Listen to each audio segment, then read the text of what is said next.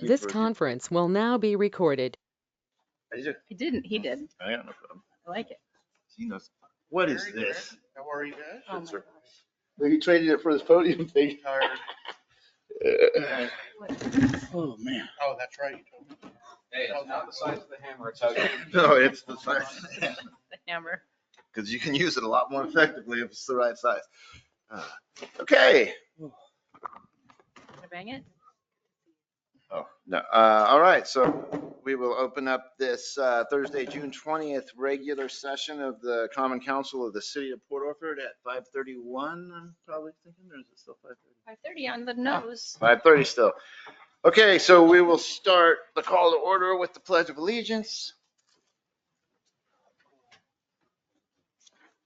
I pledge allegiance to the flag of the United States of America And and to the republic for which it stands, one nation, under God, indivisible, with liberty and justice for all. I hate it when my cadence get off. I think you're a new person, so now you're throwing off my Pledge of Allegiance well, okay, cadence. I'll quit doing it. No, you don't have to. Okay, so roll call. Counselor Velisis, Here. Counselor Webb, Web present. Counselor Tidy, Counselor Burns, Present. Counselor Pogwitz, Tim here. and Counselor Vask. I talked to her and she has an excused absence for other. She's not available. Okay, is there any addition? Well, there is an addition to the agenda, and that would be resolution. Yeah, we had the budget discussion, but this was Right. the actual resolution. And this is for the utility fees, and Correct. this is going to be new business, so it will be item 8E.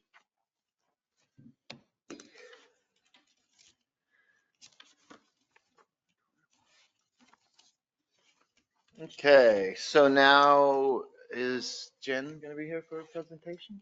No, the Traffic Logics gentleman is Okay. online. so. Okay, great. Okay. So let me look at my agenda again. Sorry, new binder. I gotta like figure out what I'm doing. It's way too organized. Pull mine out and put it up here so we can see it. Okay, so we do have, that's the only addition to the agenda? I believe so. This is not the only one. The other document you have is the Public Works report. It Right. didn't make it into the binder, but it was submitted, so Yep, no worries. Just that, and that is 2024-08. Very nice setup on these binders. Excellent. Thank you. Can you come do them for the port? You can do them for the port. No, I'm asking Joseph, Oh. not you. Okay, I'll sit. you have to get permission from the boss. That's right. Well, you don't work all the time here. Okay, anyhow, so we will go ahead and move forward with our presentation from Traffic Logics. I am sorry, sir, I hope, I don't have your name, but the person from Traffic Logics. Okay, Mark, yes, I didn't see it. Tracer can't see the screen anymore. Joseph. Mark, are you here? Yes, good evening. Thank you for inviting us. I've also got Glenn, Glenn, sorry. and I've also got Glenn from Dacquatech, who's the Chief Business Development Officer from our software partnership. I'm going to have trouble understanding that. Mhm. Ask him to slow down, please. If I'm to understand, I will not be able to do it at that rate. Did you hear me okay, guys? We did. We had a little bit of a difficulty understanding you. So but that last time when you spoke a little slower, we could. So go ahead. It's my original American accent. I always say to people, if you hadn't have thrown our tea in the harbour 250 years ago, you'd all be talking like me now. So it's an original boss.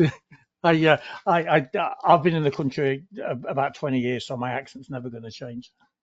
We need to call Rolly over to translate. Yeah. Yes, I do have a PowerPoint. Jennifer asked me to prepare and advised about to keep it to 10 minutes. I just want to know how I messaged over in the chat to present that. Is there a share option? You let him share a screen? He should be able to do it from his end, and then we are set up to focus on who's ever talking. Okay. You should be able to share your screen. So that's Mark and the other gentleman's Glenn. All right, it would need, it says to ask the organizer to make me presenter. So that would be for Glenn. The button is disabled right now. You are now the presenter. You should be good to go now. All right, thank you. Make us presentees. All right, I believe, do you have the slideshow up now? Yes. Yes. All right. All right, great. Thank you. Yes, as Mark said, there's two of us here for you tonight. There's really two sides of an automated speed enforcement program: your hardware that lives within your community, that's the actual cameras and the traffic counters that are doing the hardware side of actually looking at the roadways and kind of being placed out there. Then you have the software on the back end that's doing a lot of the AI work and just the management on the back end to make the rest of the program happen. Mark represents the hardware side. I represent the software side. We're a partnership that's been going on for a number of years here in order to make this happen in communities. So I will talk very fast through this program to try to get my usual hour-and-a-half presentation down to 9 minutes. So stop me anywhere along the lines, and I'll, of course, answer any questions in the end. But the attempt here is just give you an overview of what we typically do within a community. We talk about 5 universal characteristics of automated speed enforcement programs that we're really just focusing on changing dangerous driver behavior, ensuring owners of speeding vehicles are held accountable, and eliminating the time, effort, and errors that stand in the way of citing speeders, creating the efficiency, reducing the risk, and offsetting the costs of traffic enforcement. These are the things that Mark and I both of us former police officers, Mark on the other side of the pond, me on this side of the pond, spent our careers doing, focusing on traffic safety and enforcement. And in order to do this, there are what we call 5 universal phases of automated speed enforcement programs. Number 1, you have to capture that violation. You have to get that image of the vehicle going by a radar camera, a LiDAR camera in this case, and capture the speed and the violation and trigger that image. Secondly, you have to process that violation. You have to use a lot of AI in order to get it from a photograph, essentially, all the way to a letter in the mail, a citation in the mail saying, hey, you were speeding, and there's some action that you need to do in order to handle this. There's some web payment processing if the person chooses to handle it that way. Or, of course, if they need to want to handle it through the courts, there's a hearing and appeal process that takes place, and our software will manage all of that, as well as the final teeth in the end of it, collections, plate denial processes, depending on how you're managing it. I'm happy to say that the Speed Enforcer product, which is what Mark and I bring to you, can handle all of that to include a lot of the new changes that just came about. I'm sure you're all very well aware that just 2.5 weeks ago, the Oregon laws changed, allowing automated speed enforcement programs to be really opened up and really adopting what a lot of the neighboring states and really across the country you're seeing is kind of a loosening of the rules to mirror what most officers are doing on a daily basis and trying to make that match how you can use these programs in a little bit more realistic manner to control those speeds and increase the safety in your communities. What that really looks like, and this is a slide I won't go into long, is there's a lot of sets of procedures that are well spelled out within state statutes, and we will design your software to accommodate that. Our particular software is over 1,600 configurations. That's what allows us to work across the entire country and actually across the continent. We have clients in Canada and then across multiple states, and we adapt to ensure that we are compliant with courts. I actually started as a court company. We actually continue to service Cook County, which is where Chicago is, the second largest county in the country. But our bread and butter is actually small and mid-sized agencies because those are the types of towns that we like to work with, frankly. The large ones really, frankly, just tire us out. And we like to work with small communities who have problems that the larger companies don't want to pay attention to, and we do. We know that there's ways we can solve their issues and help partner with you to bring technology in a way that's cost effective and meaningful. And at the end of the day, does the most important thing, which is change those speeds. So how do we do that? We do that through those 5 phases that we talked about. There's a lot of different procedures I'll skip over for right now. We can visit those later. But you need to have certain resources and staff in place, camera manufacturers and installers. That's what Mark would take care of. And then you, of course, need to have some type of software to manage the rest of it. The good news is that software does the heavy lift for all those last 4 phases. So what you're really needing as a community is an officer who can validate those violations. That responsibility stays with the city. We are not the type of violation company that says, hey, we'll handle that either through a front end or through a back end service. We're not that. I spent my career as a police officer, and I feel very strongly that software companies should not be judge, jury, and executioner of violations. We are simply the software service that manages it, ensures due process for violations, but the decision-making point still rests with your community, with your policing staff. Is it or is it not a violation? Should this be handled with a warning letter that our system can spit out? Should this be handled with a full citation? What's the right level of pressure in order to get this individual to comply with the speed limit and lower their speeds to a safer manner? And then along the way, we continue that on all the way through to ensure, again, as I said, that your citizen has the right to appeal and have their day in court. A couple quick slides of the cameras, Mark. Yeah, thanks, Glenn. I'll try and talk slowly. As Glenn pointed out, we are the manufacturers. We're one of the only companies in the world really that can offer a fully autonomous solar system. Most of the legacy systems out there rely on AC mains hard wiring, which can be very, very costly if it's not there and you have to trench it in. Another one, we use LiDAR technology rather than radar technology, which allows us to capture multiple lanes at the same time and differentiate two vehicles side by side. On the legacy systems, if you've got two vehicles side by side and it activated, you couldn't prove to a judge which one it was. We can, and if they're both offending, it would create two simultaneous tickets from the same image. So all this goes on there, and the biggest thing is you don't have to put a lot of infrastructure in. We can mount to existing poles or posts that you've got in place. Just very quickly, as Glenn said, on the left-hand side, there's an AC system mounted to an existing pole. That's in Hilton Head, South Carolina. The middle two are solar systems, both mounting to existing light poles in place. And you see the differences of the solar panel. And what makes us really different, if you want to, we can put these on trailers, portable, pull along trailers for deployment for 1, 2 days, 3 days. So we offer the whole gambit, and everything we do, whether it be solar AC, is totally autonomous because we match the rating of the solar panel. The further north you get, the bigger the solar panel gets, basically, and we use NASA's calculations to get there.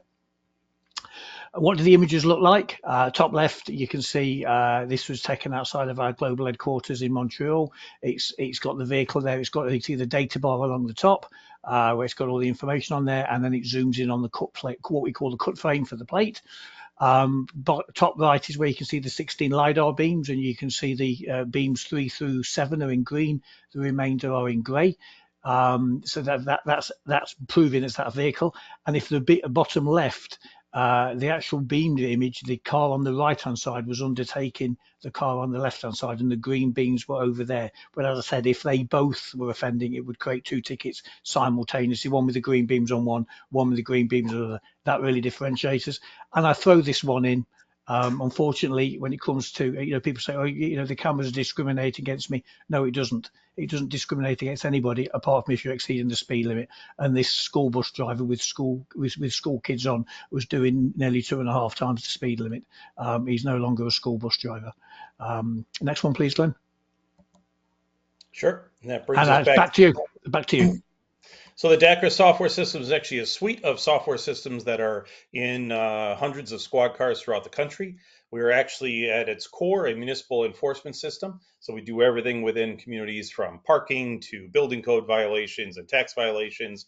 We do crime prevention, tows, all of that. But really the main course that we're here to talk about today is focusing on automated speed enforcement and how those violations move from a camera through the court system, and then utilizing our mailing services, web page services, and citizen portal to marry up with that so that the Port Orford would have the least amount of effort to manage those violations, but the most amount of oversight.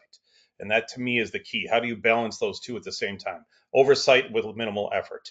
So we really do that by this kind of very complicated set of parameters here. Of course, if you ask, as I asked my chief architect to give me a simple drawing, he gave me this. I reminded him that I spent my years as a cop, so I said I needed simpler, so I just made this, which is this. 1, 2, and 3 steps. That's all you need to do is step 1, confirm the violation. Step 2, confirm the owner. Step 3, issue the warning. Those are the 3 steps necessary.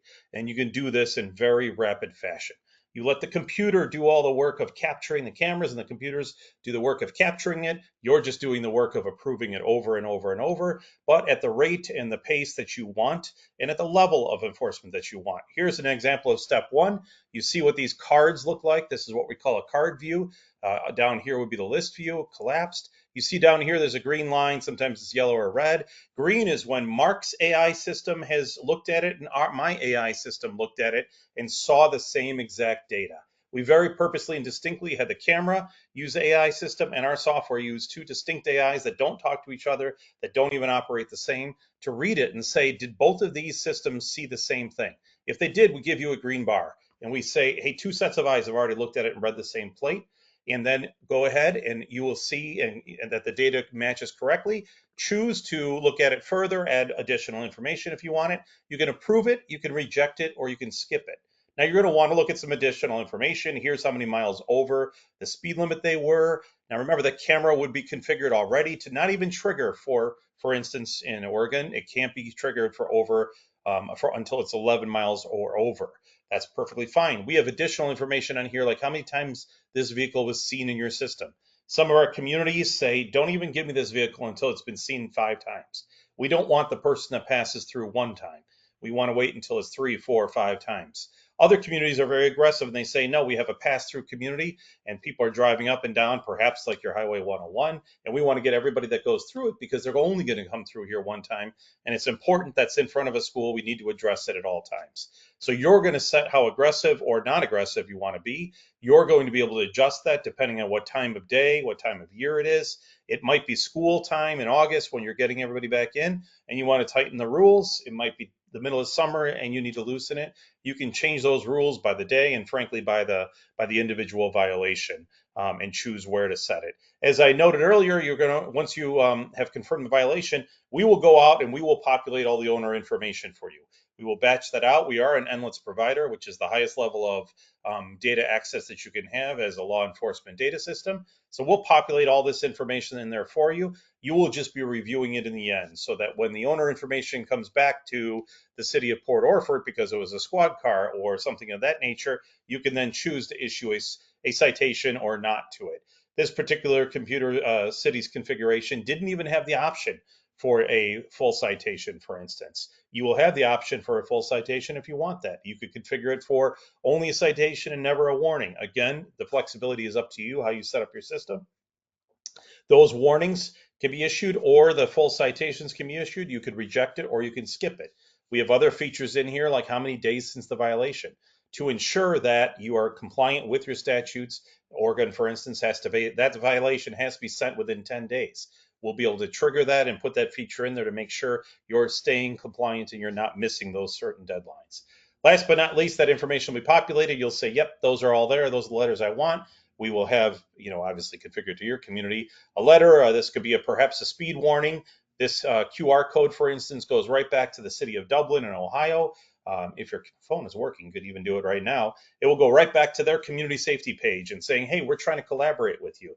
This is an interesting letter because we partner with behavioral scientists at one of the universities near us to look at a study we're doing right now between 3 different cities. One city is a super aggressive campaign that they have a warning letter that is really kind of going after finances and saying you're going to have a $500 ticket and we're going to hit you in the wallet if you keep speeding. We have another community that says you're going to cause an accident and kind of going after the fear factor. And then we have this third community, Dublin, which is just saying, hey, partner with us. We're just looking for you to slow down. And we're actually working with these scientists to see which one is going to create the best change. And that's the type of work that we do at our company. We really work to figure out what is the right way to create slower roads, safer roads through slower speeds. This is really hard to do in just a few minutes. We give you a bunch of data that you're going to want to see. This is one of the reports that people really like, is running a heat map to look at the respondents. So you can run that violation and say, give me all the violators from this camera or this time frame or that camera, and give me a heat map of where they live. I want to know that. Where are these people coming from? Because perhaps we need to go do some public safety campaigns in that area. We don't, maybe everybody in this area is actually perfectly fine. Our community isn't the ones that are speeding. It's the next community to the north or to the south. And let's go do a public safety campaign of stop speeding through our city. And perhaps that's the right area to do it in. So it's really about gathering that data and looking at it and seeing what's the right way in order to use that and to target your efforts and your precious resources, frankly. We used to work in a town. I used to be a police chief in a town not much larger than yours. So I know how hard it is to utilize your police. You don't have a ton of them around. You don't have a lot of time. I would use a report like this all the time. Everybody knows that targeted enforcement, reports like this, sure, the speeding's morning, noon, and night, but to be able to narrow it down to a 15-minute time block where I can say, okay, the blues are 10 to 20 over, the yellows are 20 to 30, but boy, the reds that are 30 over, look at this egregious time period here. And this 15-minute block, I know exactly where I'm going to go and send my traffic officer and spend my time to sit there. Alternatively, I could be very proactive. This is also some people's favorite report, the top 5 violator report. Can we be proactive and say, and go knock on this door of Mr. GHI 7890 Mercedes saying, hey, you are our worst speeder in town. Let's work with you and go get a cup of coffee and talk about how we can slow you down, because you are right now our biggest concern in this entire area, that you are going to cause an accident. And look at how we can use those resources differently. It's not always about trying to enforce. Sometimes it's about educate. The 3 E's they always talk about in making roads safer: educate, enforce, and engineering. Well, this hits at both of them. How do we enforce and how do we educate? Lastly, one of our reports that I also really like, we're really working with our behavioral analysts and traffic engineers to say, how do we look at this? This is something very new, looking at compliance rate by month, but looking at it in a different way that we're taking. How do we look at the warning notices and the full citations against compliant drivers? Compliant drivers being somebody that's within a certain compliance range. Perhaps your community would set that within 10 miles over the speed limit. And if we issue a certain number of tickets and we see those speeds to go down in an active basis, this isn't something you're going to look at annually. This is something you're going to be looking at live, because Mark's going to have the traffic counter there as well as the cameras, and we're going to be able to feed this data to you live and see every day, the more tickets we issue, the lower the speeds. And what's the right level of enforcement that gets us to the speed that's safe? It's not about making it about revenue. There's nothing I despise more than that. It's about getting to this level of safety that we need. And last but not least, there's all kinds of dashboard analytics that you'll be able to again, look at it and see live data and see real data of what exactly is this that's happening. How are we using this? Is this being done correctly? Are we collecting the right amount? Are we not collecting the right amount? Are we moving that extra money to other traffic safety programs that are maybe more educationally based, or other driver feedback signs that are not enforcement based? Really looking at it holistically as a blanket over your whole community of traffic enforcement systems. I think I went over my 10 minutes. Sorry about that. Do I have any questions? Any questions from the council? No, he's talking so fast I couldn't understand it. Sounds like a nice thing. Gary was first, actually. I'm curious about how much a system like this might cost a community. So you've got the hardware that you can purchase. Typically a camera is in the range of $25,000. I've already had some conversations, because I know I can imagine your budgets and I can imagine your communities. We're working with smaller communities to find a way we can push those fees out so that they get lumped back onto the per ticket side of revenue. We charge the lowest in the industry by far, which is $10 per ticket. So we could add maybe a few dollars onto that ticket for your camera fees so that you don't incur any costs up front, and you just add perhaps $13. Once you pay off that camera, that fee's done, and we just go beyond there. What we're talking about doing, what Mark and I discussed earlier today, is maybe we send out a traffic counter to you, complimentary, and we do a traffic study of your street, of your ideal targeted area that you're looking at, so we can get some real data and real metrics both for you to look at as well as us to tell you what you can reasonably expect in reduced speeds, so that we have a real understanding and expectation of what can come, so we're all kind of operating from the same sheet of music. We're not ones to set unrealistic expectations for you. And likewise, Glenn, I think I'm very proud to say that unlike some of our competitors, they are financially driven.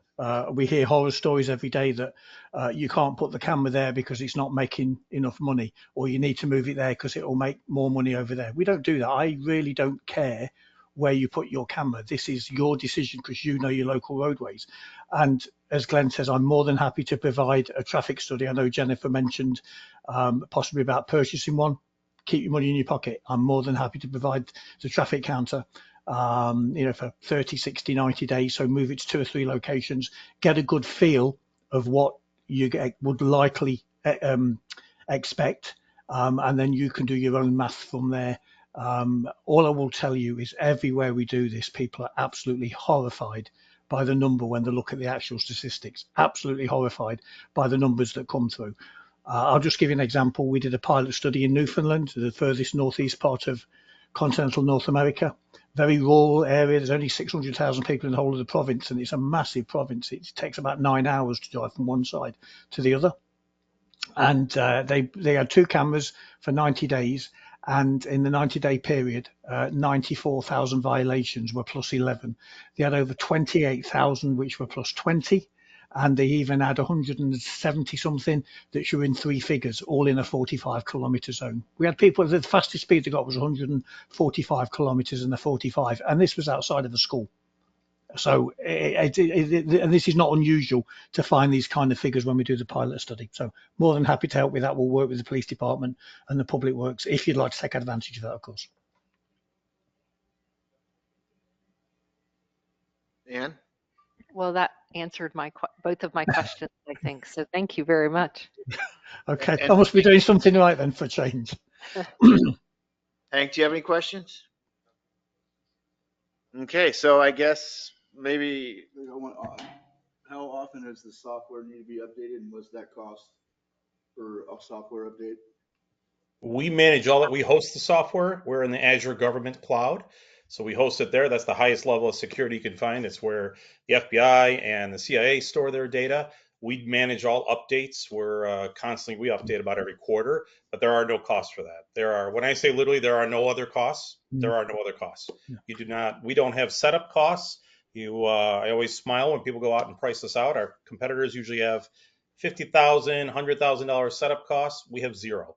We believe firmly, we're all former government officials. Our CEO was a former CIO of a larger city.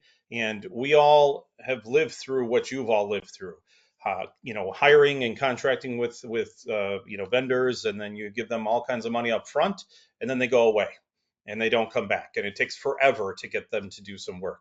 We believe firmly that if we don't charge you a setup fee, we're not going to go away. We're not going to go away until you're actually doing the work and we've provided you the service. And at that point, once those tickets are being issued, that's when we get paid. We get paid when we provided you the actual service. So we have shifted everything on its head. As a matter of fact, all of the ongoing fees for Mark's cameras that deal with the cellular service and the camera and all of that, those have all been subsumed into our costs as well. And we've worked those into the $10 fee. So once you pay your upfront camera fee, you own that camera and it's yours. It's done. You use it for whatever you'd like to use it for.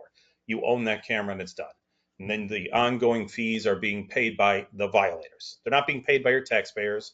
They're not being paid by other people. They're being paid by the violators, because that's who should frankly bear the cost of a traffic enforcement program, is the violator. I think I'd also like to put in there as well, Glenn, there are updates like any hardware. All our firmware and hardware updates are for free. We never charge for that. We never, ever charge for technical support. Ever. You've got tech support for life, and we never ever make a charge for that. And we've got hundreds and hundreds of cameras around the world. It's a very successful, again, like Glenn, we stand behind a product.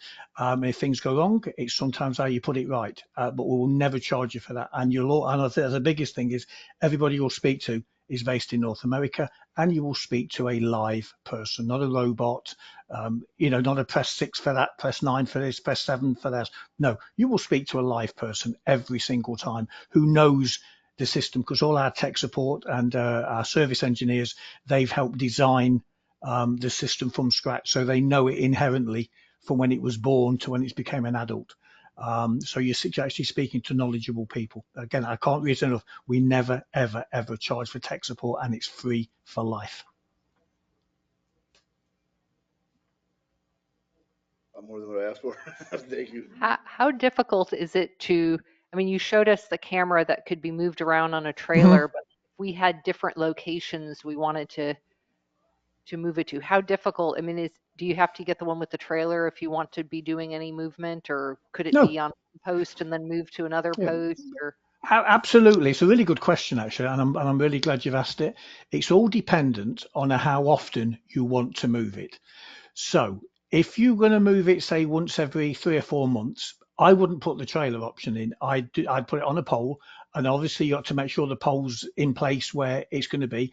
And it's about a 20-minute operation to take it down and put it back up. We will train the public works guys, and even down the line, we're always available on the phone as well, to advise. It's very simple, and we'll spend as an inordinate amount of time. I will say now, the price, that 25,000 that Glenn put out, that includes our guys coming and doing the training, the installation, all the setup with your guys locally, and we'll stop as long as it needs to be done. The only thing we don't do, we don't put poles in the ground, and we don't trench electricity. Everything else is included in the purchase price. So that's point number one. The second point is the frequency of movement.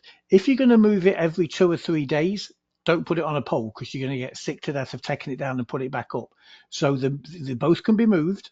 The AC can be moved as long as you're moving it to another location where there's an electrical connection.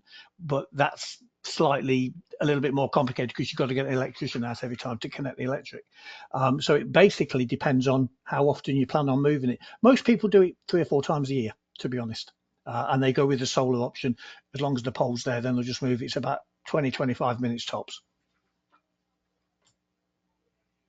And you mentioned the idea of that you have bigger solar panels in places Yes. that are farther north. Have Yes. communities in Oregon where we have a lot of rain been able to, have reliable Yeah. service, or how does Yeah, I mentioned Newfoundland. I don't know if any of you guys have been there. It's not a particularly sunny place. It's windy, it's cold, it's miserable.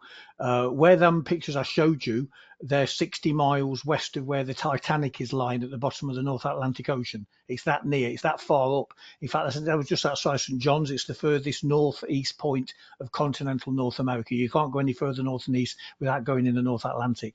They work totally autonomous, 24/7, 365. The only thing, the further north you go, is snow and ice.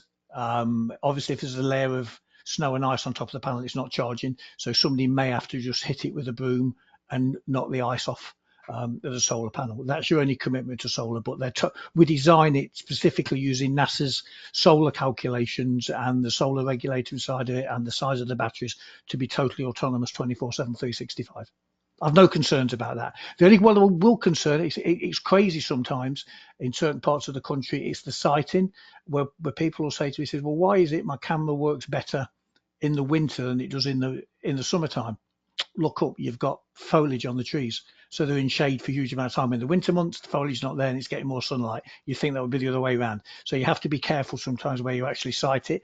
And 2 or 3 customers have had to do a bit of minor trim treeing just to make sure it's getting the right amount of sunlight. But apart from that, it's not even a consideration. Okay. Thank you. We're half an hour into our 15-minute presentation, so I should try to wrap it up.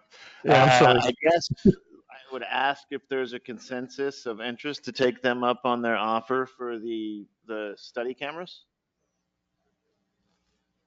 I think so. I got 2 yeses. I'd be interested to hear what the chief thinks about that. Do we have to do that today? Mhm. I think there's a lot of questions. Yeah, I'd have to do a little bit of more research before I. Could we Okay, fine request then. that PDF or a PDF version of your presentation so that we can have time to read over it?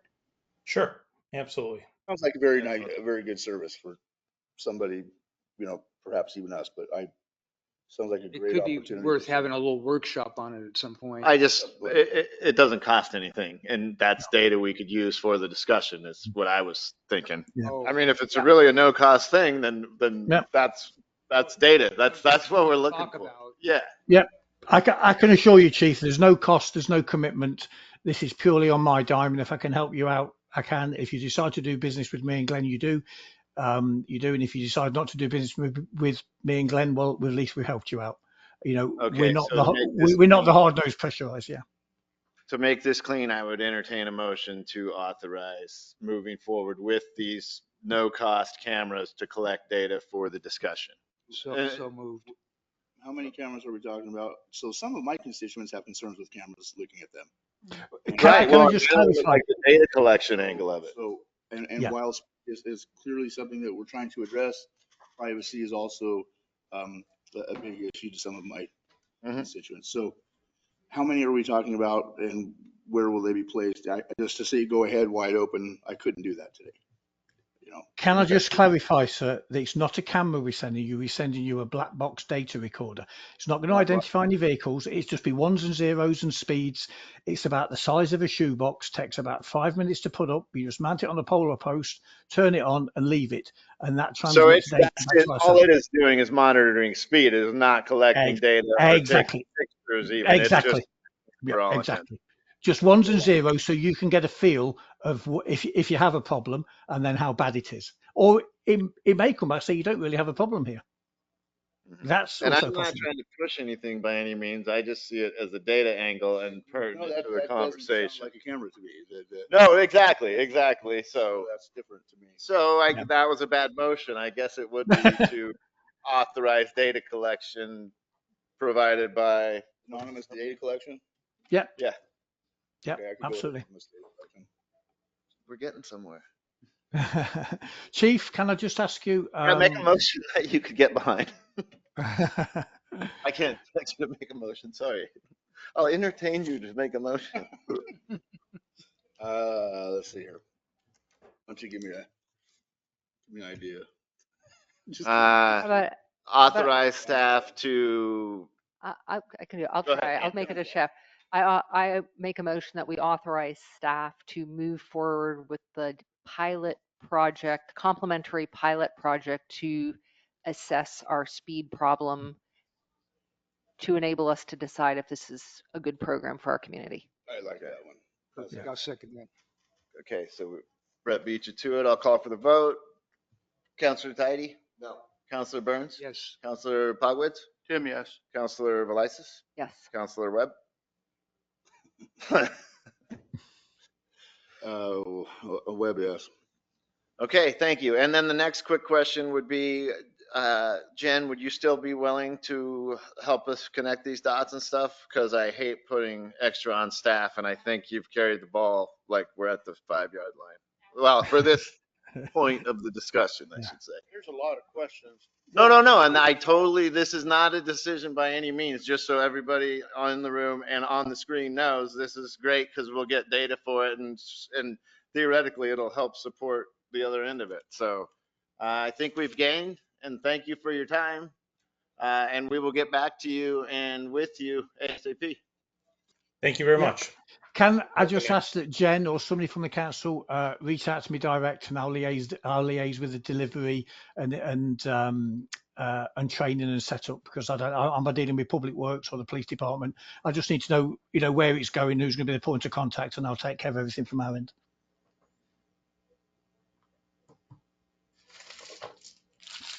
All right. Thank you. Thank you, guys. You have a good night. Thank you. you. Thank you. Bye-bye. Bye-bye. I'm gonna end it. Thank you. Okay, so now we're moving on to item 4, the consent calendar. I would only have one question, and that would be the proximity of Diana and Gerald Marmon. It is the historic committee. I just mean the having a, are they connected? Are they related or I married? have absolutely You're no idea. married. That's what I was thinking, but I know that that's been like, what's our rule on the books right now for, is that an elected, that's an elected official and Official or elected official, and it doesn't relate to committees, the individuals. on committees. Right, but I think that you're going to lose some diversity, perhaps. Well, the question right now is, do we pull that off of the consent calendar and discuss it? I probably, yeah. I mean, just for discussion's sake, I don't know that I'm not. It's the Historic Society. Exactly. If somebody's fine with it, they can make a motion or we pull it off. I'd make a motion to approve the consent calendar with Mr. Webb's comments noted, because I do understand, but it is kind of a low level Right. organizations. No. So- You know my brain. It's just- Anyway. Yeah. Not planning or, But there is tax monies involved. But only that get expended with the authorization of the council. So they're really It's- just it's- an I advisory think it's committee. Just the idea that we had in, we'll talk about it when we talk about it. Right. So, but I have a motion out there. I'll Did you second get a that. sec- And Gary got a second. Okay, is there any discussion? I have a few items for corrections to the minutes. Okay. So should I make those now? Pull those out as well. I propose, Wait. He made the motion to accept and Gary seconded it So that's to accept the consent calendar. as submitted. With your statement noted. But now Ann has some question on the minutes, so. Are they minor changes, Ann? there are 4 minor changes, I would Okay. say, or I've made them as minor as possible. Okay, and if they're minor, then we really don't even have to rescind the motion or do anything like that. It's just informing Joseph of the changes. Your motion is what, Tim? My motion is just to approve the consent calendar as it's stated here. With your remarks noted. I figured we'd get into that discussion after The motion. Yeah. Okay. Consent calendar is always fun. So Ann, did you want to go ahead and hit those corrections? May I hit those corrections now? Yes. Page 4, on page 4, 2D, and I can give you these, Joseph, and on page 9, line 1, BONE, BONE, should be BOEM, BOEM, the Bureau of Ocean Energy Management. All caps. Yeah, thank you, Brett. Page 6H, number 4, under the watershed. Cut the first line of that report and add instead see submitted report, because that first line is kind of not accurate. And then page 7, number 3, change Brencha to Bischoff, which is spelled Bischoff. Brent Bischoff. So I just have a question. You want to strike applying for a $100,000 grant to get the plant working? We are currently at the pre-planning stage. You want to strike that? Yes, because that sentence does not really reflect reality or make any sense. But was it, so was it said that way at that meeting? Because if it was said that way at that meeting, that's factual and that can't be changed. I personally cannot imagine that I said that because I Okay. have no idea what that means. We're not having a grant related to the Okay. water plant. We're not in a, That's what I'm asking. it's conflating some different things Okay. perhaps. Okay. And so the written report would be more accurate. Okay.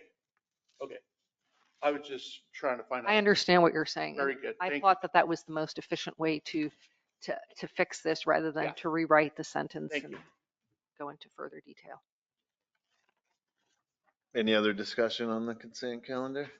That was your 4, right? Yeah.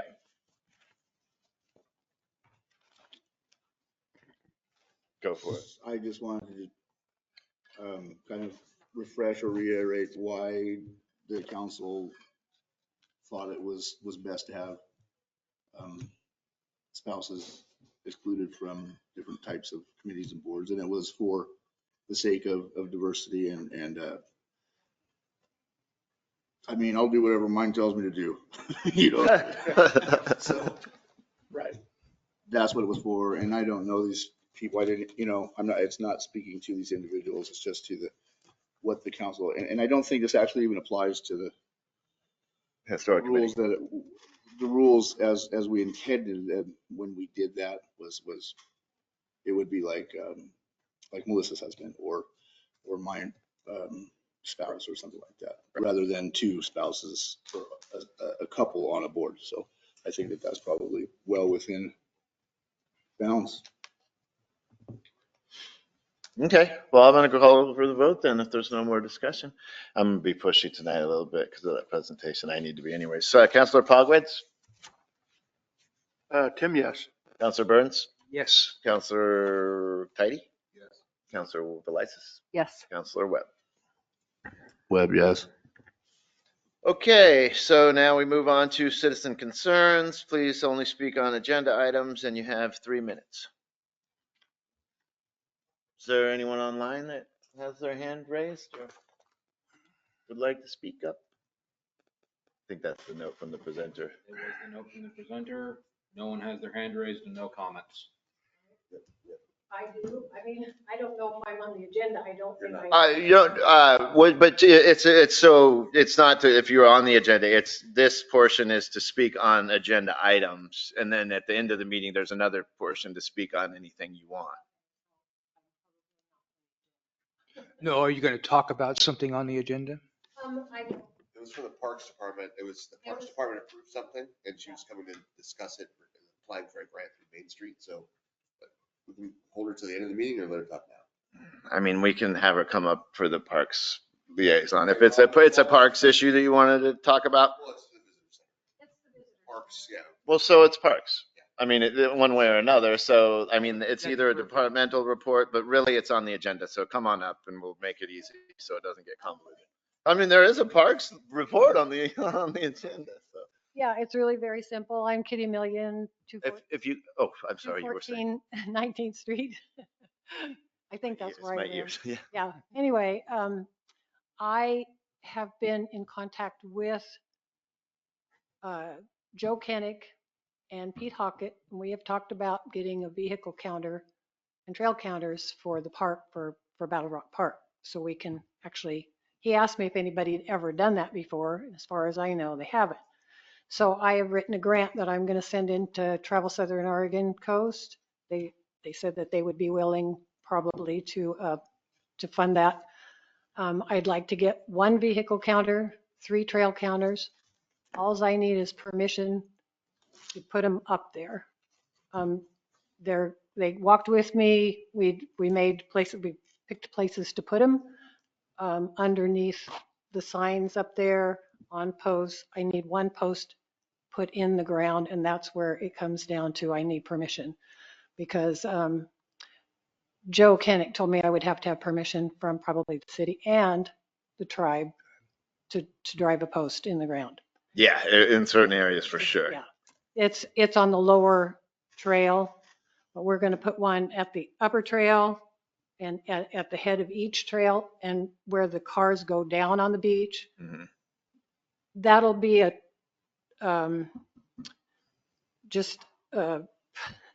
not a traffic counter. It'll be the other one, a trail counter. Okay.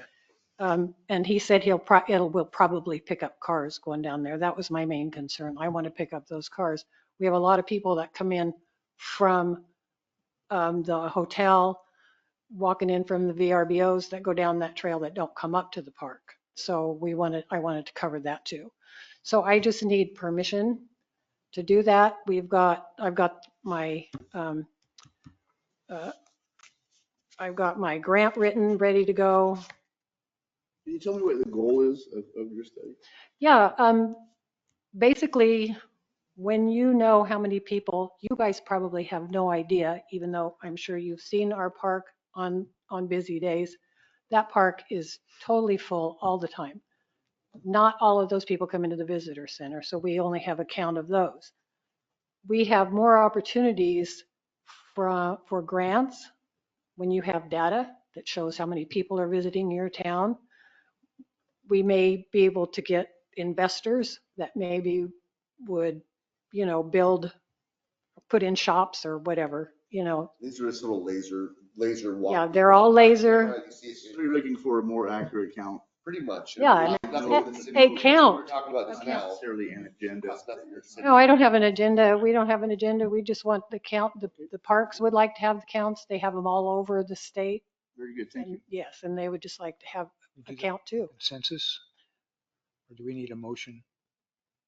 Well, it's a grant that we have to sign off on. No, you don't have, it's going through Main Street, doesn't have anything to do with the city. No application? The only reason why she came to us is because of the breaking ground issue on the Right. city property. That was Right. the only reason why. Otherwise, she would have done this herself. I would have done it. I would have just had it done. I've already waited another 6 to 8 weeks to get to these council meetings. And now I'm going to miss the 4th of July with this, but the state parks, Joe has installed one on the post up there at the driveway. He said he will leave it there for the 4th of July. Great. And that's his. He'll take it back. So you're looking for authorization to, It like just- a right-of-way permit, basically? Well, basically, I just want you to know that we want to use existing posts, and one of them will be mounted under the signs there by the visitor center and on posts that are already there. It's your property, it's not ours, so we need permission.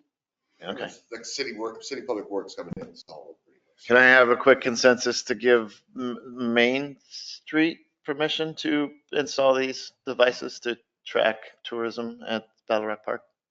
Yes, and I would like to add just a little condition, which is that you come back and report to us and tell us what you learned at the end of the summer, or, Okay. or at some Absolutely. next year, Absolutely. or whenever that you Right. share it or make We'll it do public. that. That would be great. Okay. Thank you, Katie, for all that. Thanks, Kitty. Thank you. Okay, is everyone good with that by consensus? Thank you, Katie. Tim? Ann, you okay with that? Yes. Brett? Yes. Okay, unanimous. Thank you Ann, for your additional comments. Okay, now we're going to move into departmental reports, starting with administration. I do have a question on that. Well, you can hit your high points first. Okay. One of the things that we have been talking about is that we do have people who like to pay over the phone with their credit cards, and we've tried to put it out, and it's been on the back of the utility bills. But again, the machine is secure and everything about it is secure, and they can pay on the website. But it's when people would call in and say their full credit card numbers and the name on there and the little 3-number code on the back and all that over that phone line, we can't secure that because that is we can't guarantee that. And so we're trying to be proactive to not have someone's information be stolen or something like that over that line. Yes, sir. So almost every business in the United States operates this way. I mean, when I order something, I call, I give them my name, my credit card number.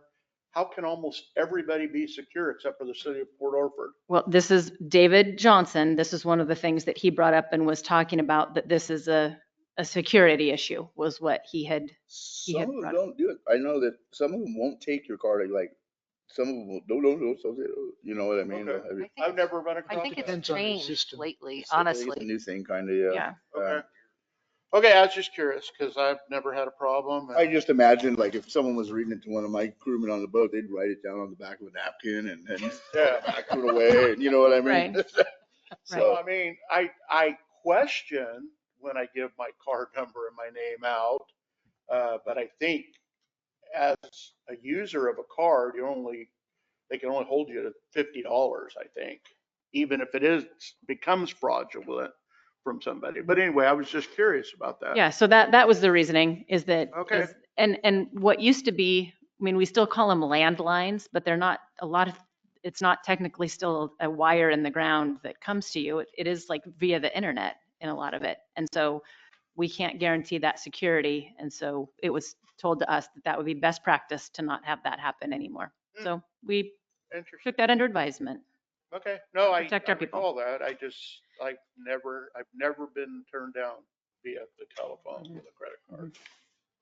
And the other thing that was really great is Father Peter Frisch from the St. Christopher's Episcopal Church asked, right when I started, it seemed, if they could do as a congregation to say thank you to different people, different groups around the city for doing good works and everything. And their people in his congregation decided that the city of Port Orford workers were the ones that they wanted to say thank you to. And so they did a lovely supper for us, and it was great. But because we can't accept monetary things personally, which they were, a little taken aback by, but what they did is donated to have us have nice shirts and things, because that's something that has kind of bothered me, is that when I'm sending my public works people out to go work on a line or to do something and walk up to someone's property and look at a meter, we don't have a good uniform or good ways to show, who they are. And also, if I go out and help do boil notices or something, I want people to know where I'm from and what's going on. I'm not just someone to random. So they were kind enough to donate $1,500 to us to make that happen. So I ordered nice Carhartt shirts and nice Carhartt sweatshirts for the people that don't have uniforms like the police, but the rest of the crew. And so that was very, very kind of them. So I just really wanted to call that out. Other things we do have, speaking of public works, we have 2 new gentlemen that we hired. They are doing amazingly well, getting trained. It's great. So for almost a month, we've been at full wattage. But then we've found out that Crystal Roy, who is our fabulous wastewater treatment plant operator, is retiring with her husband, and they're moving to Florence. And so she has kindly said that she will come back and help us with the reports and check in and do that, which is wonderfully kind, because it's hard to find people with that certification and to do that. And so we wish her nothing but the best and are going to be sad to see her go. And we've posted it on our website and out. I've put it in LinkedIn, trying to find a more national audience. And I talked to my son today and he talked about Indeed. So I will look into that too, to try and get that out on a more national scale. What's the name of our new guys are? Brad Quinn and Ryan Silby are the 2 gentlemen. And what is Silby. What is Crystal's Sibley. last day? Sibley. I'm sorry, I got that wrong. Sibley. Sorry, Ryan. What is Crystal's last day? Last name. I want to say July 8th or 9th. I've heard both from her, so it's coming up. Too fast. Too fast. Yes. So, anyway, those I think are the higher points. And the Joe Slack, we've received one architect to partner with us and the community center. I've not talked to him and officially announced that yet. I was still kind of waiting to see if we had anything else. We haven't offered it. We haven't done that. Good, because I think even if there's one, the council needs to accept any RFQ. Okay. Like formally, I believe. Right, Like okay. we need to have it in front of us and review it and Okay. accept it. I can do that. I can bring it to the next Friday meeting if you'd like Oh, to we see it. can't wait till next month, Oh, we can. until the regular meeting. Yeah, Well, we one can't. thing I wanted to ask about that is if we can, I think we're really close to being done with our first draw requirements, but we're not done. So we can't move forward. I don't know I think we have to like work out the order of that, but it Okay. would be great to, if we figure out what the bid process is and move forward with it as soon as possible. Because we have, if you recall, we have sort of a timeline in Right. which we have to spend that money by like January of 2026. So No, I know. The number one thing is the procurement process when we're talking this kind of money. And I know that it has to be accepted by us. So if it has to be at this next meeting, it has to be at the next meeting. But I We can do it at the regular meeting too. That's fine. I understand that. yeah, as long as that that's time. fine. But if we find out in the next couple of days that it's not fine, we'll put it on the agenda. Okay. for Monday. That sounds good. Right. Yeah, I missed, but that's not the best way to write that. Sorry, I've see my accepted. little highlight. Yeah. That's the only question It's I the had. only one we've gotten. So we accepted this, is how I was thinking, but Received. we have received, Yeah. not accepted. We've received it. We have one, but yes, it will come before the council. Do we want to go back out for more? Or, I mean, it's still open. It's still there. We haven't closed it. gotcha. Yeah, it's just been a few months waiting Right. for it. So, Okay. Yeah. I just say this is where you move slow. You know, this is the end you go slow. The other end's where you go fast. You know, you get rid of bad things. it's been slow. It's been open for a couple months and, and this It was just that word. I'm sorry. It was no, just it's the fine. Nope, accepted thing. and that makes perfect sense. Go ahead, Ann. I was just going to say this, I did happen to look at that and this, Mm-hmm. we'll all see it, but it looks pretty impressive. And Oh, no, I'm sure it is. And there's no argument about Yeah, anything. It's to just a lay it process right, thing. or It's just to nothing. No, I the think guy I've seen work from these guys. these guys have done like the Gold Beach Library, the Chetco Library, a lot of really excellent buildings around projects. here. So I was psyched to see. Under the same line of thinking, we shouldn't be advocating for anybody Oh, yeah. until it's closed. Okay. Sorry. It's just the procurement. You know more about it than I do. So Unfortunately, I know too much. Okay. Any other questions on the administration report? Not hearing none. Finance. Thank you very much for the clear and concise finance reports. Yes. So That's awesome. yeah. So this is further back. I think at least at mine, it's toward the back. We need to get this guy a label maker. Yes. Well, mine is.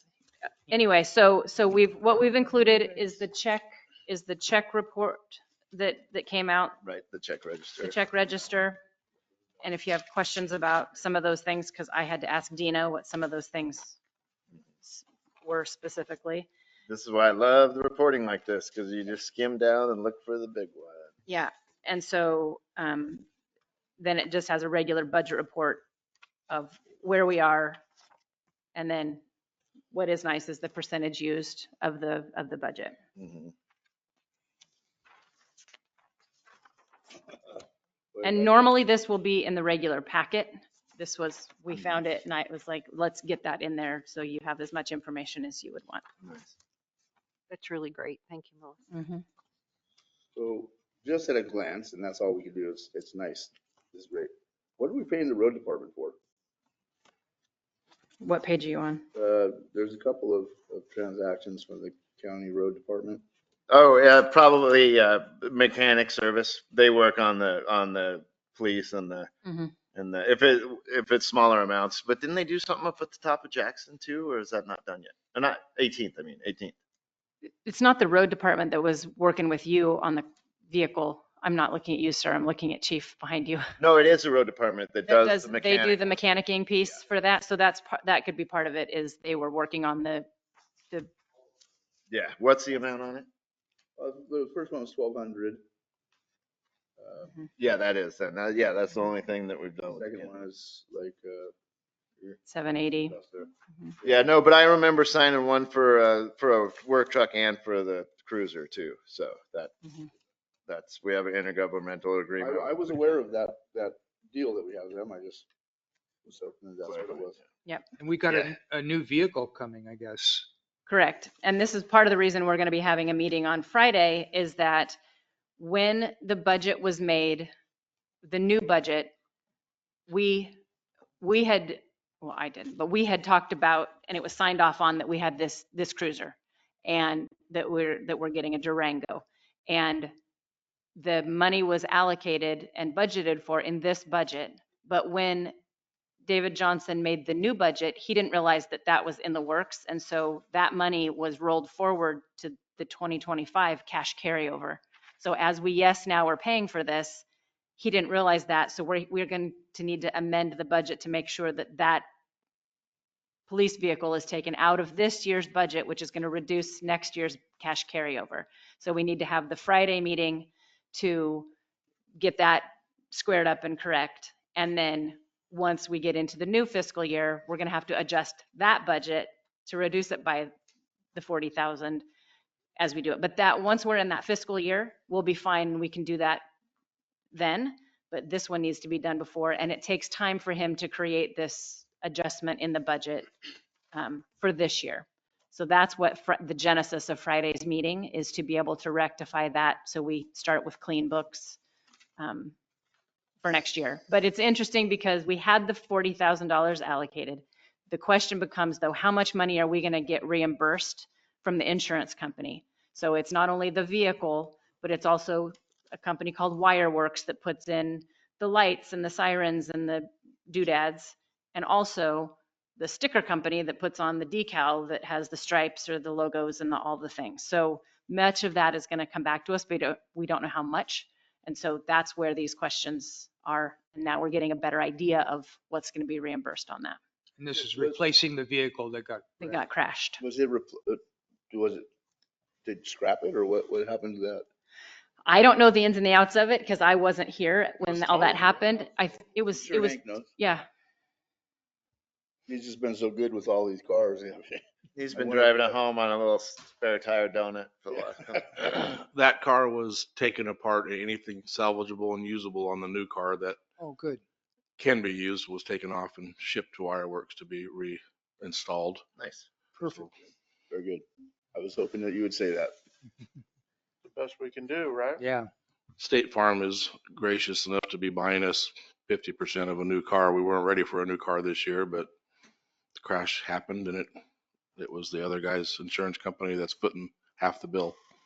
So how many miles was on that one? Or hours, I guess you go. Luckily, it was one of our highest mileage cars. Yeah. Oh, wow, that's awesome. It never works that way. No, no. Would normally be a the newest one. I It was bought a good you had lottery that ticket spare, that day. A lot of things went right. That we had that spare set up, Hank. You did a great job there. Thank you. Yeah. So, Thank you. question. We're having the meeting on Stop. we're having a meeting on Friday to adjust this year's budget. That will adjust next year's budget. So we're gonna have to, how do we accept the budget tonight if we need to adjust it? Amended. But I think, as I understand it, because I've been on the phone with David Johnson Right. trying to understand this, because for me, I was also thinking, we had the $40,000 allocated for this and we've spent it, so why do we have to amend it? But Because of he the feels it needs to, carryover. because of the carryover. So he feels that we need to get it exactly correct for this year. And so you can And that'll adjust. leave the budget alone. That'll leave the next fiscal year budget alone. It doesn't need to be touched because we've cured it Until all in next this year. next Well, no, meeting. until the next year. Because see, that's why it has to be on the 28th, because he needs as much time as he possibly can to prepare it, Right. to get this year squared up. But then next year's budget, the next month, we can meet during our regular meeting where people can see everything that's going on and how we're adjusting that to get it proper.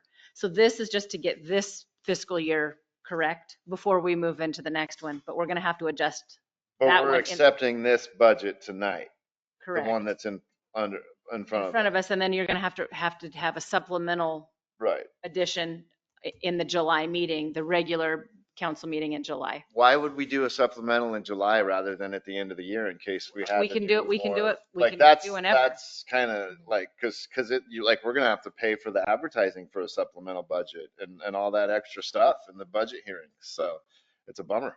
So right now, do we know where that is gonna come from? So That's And the that's work what I that can't he's wrap my doing. head around is it doesn't put us over the 10% on materials and services. So all I could think is that well, no, I can't wrap my head around it. Other than the budget was crafted before the check was cut is what the problem was. And then after the budget, the budget committee accepted was done pretty much, that check got cut. No fault against anybody. It was just, thinking you're when in it this came in. budget cycle and that's when it came in. And so it was just a And I called him, snafu, I think. and I called and asked him today, Scientific term. do you still want us to cut the check this year, since this is when the invoice came in, Mhm. and do you want it? And he said, yes, this is when it should happen, is during this budget year. Okay. So I'm taking the advice of him, because he's done this 1,000 years and he has explained it of how I don't think feels it anybody's should be. prepared or armed well enough to argue with Dave on our No. budget here. I'm certainly not. I also wonder how you make that cleaner, Mhm. And we could clean it up at any point during that fiscal year. It doesn't have to be the first month. Well, I'm I just think his with idea grant is- funding coming in and making things actionable. It's we'll probably, if we know we're gonna have to do one anyways, we have to do it Have to anyway. remember, So We're trying to keep our fiscal house in order as much as possible and trying Yeah. to do things. And mm. he's kind of our North Star at this point, because he knows it best. Well, we need to assign, if we don't do it the first month, I think the reasoning for the first month is to make sure we do it. right, yeah, Because right. if we don't do it in the next 11 months, then we end up again with a mess. Mhm. So I think we need to assign it to a month, and it needs to be written on that month agenda. If we want to do it later, let's pick September and put it on your books, Mhm. just so we don't forget it. And we Right. know Because I there's, guarantee you 6 months from now, we'll. Oh, I forget it. won't. there's some other items, as we know, Yeah. as we discussed during the budget hearing, that we're going to have to do a supplemental budget anyway for. So maybe we can be When do you strategic about foresee that. when did we foresee those needing to be done by, like, to Tim's point? Well, Should we I'm, set a date for all of that to be, like pull ourselves to it? Because as things unfold, you start to realize the budget may or may not be as well imagined, Mhm. voodoo stuff anyway, It is. So we could do it quarterly. yeah, I was thinking of Okay. So do it after the first quarter and then we'll, Yeah. September's meeting, then we would, Yeah, we don't necessarily need to pull the supplemental budget right then, but we can talk about it, see where we're at, if we have any pending loan monies or stuff going on that we know we're gonna, like, that it could we can change kick in the the can next down the quarter, road then we again if carry it on. Yeah. And September was I just threw a month out there, but I mean, obviously if David's still helping us, wherever is convenient for David probably is going to be. And that might be part of that might be part And of I it think too, that's is part the of his wrap up. idea too. And that to that get it is done and yeah, wrap up for 'cause him. I don't think he's personally. really like enjoys this part of his retirement. Oh, he's being very kind and helping us Nobody out. wants to go back a few years later and find out the chaos is going amok. Can you come back and fix your baby? Yeah. Okay, so rest of these departmental reports, is anything stick out? Do we have any questions? I don't want to burn through them because they are important, but we have some catching up to do. Okay. Planning, there was one thing in there I was surprised wasn't on the report, but maybe I missed it. Finance, Public Works, any questions? That was a pretty standard report that we got at the start of the meeting that I didn't see anything stick out. I miss having John here to ask him questions, but I was I'm here. Oh, there you are. Good. Hi, John. Glad to have you here. I was concerned about this Beacon boring contractors hitting our infrastructure, and so I trust that we're billing them for all that, right, as they promised. How's that going? At me. Not as yet, because there's nothing blatant. Some of it was on us, some of it was on them. The one today was on them. But we're trying to work side by side. It's not Beacon themselves, it's two subcontractors. I've worked with both. They're both very reputable and are trying to do the best they can. But again, as you all know, our stuff is all over the place and no good maps. So it's hard to fault them on all of it. It was a little odd. I mean, it was marked, but so there's a couple areas right now which I may just tell them that they're not allowed to bore in, because there's an area on 12th towards ODOT that has the raw water, the distribution line, and the storage water line that goes to the tank, and a pressure sewer line and a gravity line in that roadway. So I'm not sure how they're going to get there. I don't know if they're going to have to do poles and go aerial or what. I haven't really decided how we're going to approach that. There's another hot spot down on 14th in Arizona that is kind of similar. So those two I've just asked them to hold off on right now. And we're trying to work on some of the smaller areas, but there's a lot more underground work than I anticipated. And I've had probably 20 plus locates to kind of work through. I still got a couple on my truck seat now. So that's kind of where we're at. Well, I would encourage you to just keep track of that, John, because even though they may be reputable, and part of it may be because our system is so screwed up as our starting that we've all inherited, they're a for-profit company coming into our community, and they said, oh, we'll pay if there's any problems. They said that they would do that. So since we're just so tight right now, I feel like if we could pay attention to that, that would be a good thing for us to make sure we're recouping costs on. Melissa will be look into that with him. I'm tracking it 100%. John's been good about that with contractors in the past too that have hit some lines. And we talked about the other day, like, do I need to make a call? Like, how dire is this? What's happened? And I can't speak to today. I haven't talked to John today about this specifically because they're working on it. But the other ones have been just individual lines. It wasn't a main. It wasn't something like that. It's just that, someone's personal line got smushed. So there was something that I wanted to bring up, and I was unaware of this until it happened to me. I had a water leak, and there was an adjustment made, which was fabulous. But then the city offered to pay for my expenses to repair my line, and I don't think we should do that. We don't do that. Well, that was offered. Yeah, no, not unless somebody's a plumber, they cannot. We might want to No, Not one of the- what we Yeah. do, Bruce, is there is a credit for water loss with the, if the person, tenant, customer, whoever brings in the bill showing it was fixed, then the leak is adjusted through the administrator if, after looking at your average use over 6 months, but we don't ever pay for the repairs. Mm-mm. Okay, well, that was, yeah, right. So everything you just said happened except there was the question of repair. It might be just a misunderstanding that's Yeah. going on there. Okay. That may be ongoing. And it And then, used, I'm sorry, go ahead, Ann. well, I'm just going to go to a different question. So if you want to keep, This pertains to that, what they're speaking about. So I guess I'll go. Thank you. It used to be that the only adjustment that was given was on the sewer side, not the water side. That's correct.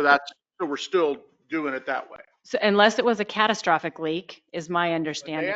a catastrophic leak required the person to come to the city and ask forgiveness at a council Us right meeting. here, yeah. Yes. Oh, at a council meeting? Yes. Okay. And Yes. defined as what too? What did we define? It's like 20,000. I think it was like a 20,000. I'm getting this information from Keely because she's our utility clerk. And so she had said that it was historically it has been over 20,000 gallons was considered a catastrophic leak. Okay. And so then, yes, you could take off from the sewer, but also that she has a calculation that she does with the extra gallons was my They used to come understanding. here because I remember there was a gentleman on King Street that he had 120,000 gallons or something, and he lived in Southern California, and he came here twice a year, and we didn't feel like it was our responsibility to babysit his property. Because his hose bit broke off. You remember that? Correct. So that's the horror story that I keep thinking back on, and I believe we denied his request to make that adjustment. I but- think we did on that particular one because I believe he somewhat admitted that he knew there was something wrong with it and Yeah. didn't fix it. Or was it the size of I forget what it was, but for some reason, they used to come in. Okay, well, that's the Right first time there. hearing that. So if that's At some what it level does. though, it was this, So the ORS, our ORS says that they take up the leak discount with the city admin to ask for forgiveness or a decrease in the cost. That's what the ORS says, or what we have in our codes. Okay. that's kind of happened to me once. We had like a 500-gallon leak because the toilet leaked while we were away. And the city administrator at that time, I don't even remember who it was, gave us a discount or something. it's pretty easy to see. I mean, they are, I like Seems our like we're charts. pumping a lot less water every month. Not selling, not doing anything. It just seems like we're pumping less water than we have, which is good, I guess. What number are you Just looking that at? 3,942. I thought it was usually up around 4 or 5 in the summertime, but I could be wrong. I shouldn't even have mentioned it. Hey, John, can I ask a question about leaks? By Sure. no means am I questioning your math or anything like that, but as a recipient of a 50,000 K leak many years ago when we bought the park, I find it hard to believe that we could only have 55,000 in leaks in our entire city when I had That's in only that's only for the Arizona leak. Oh, okay. Oh, that's estimated leaks that you know about, and then, so it's 36%, and 55,000 of that 36%, we know where it went. Right. The 36 is the unaccounted for. Yeah, Okay. It's a pretty damn good number. And that's best. Sorry. Stop. Good job. God damn it. Stop. That makes a lot more sense to me. Thank you. And that's only an estimate. We base it on, obviously pressure, flow, size of main, and how long we knew that it ran. And it's a wild guess, really, but it's as close as we can do.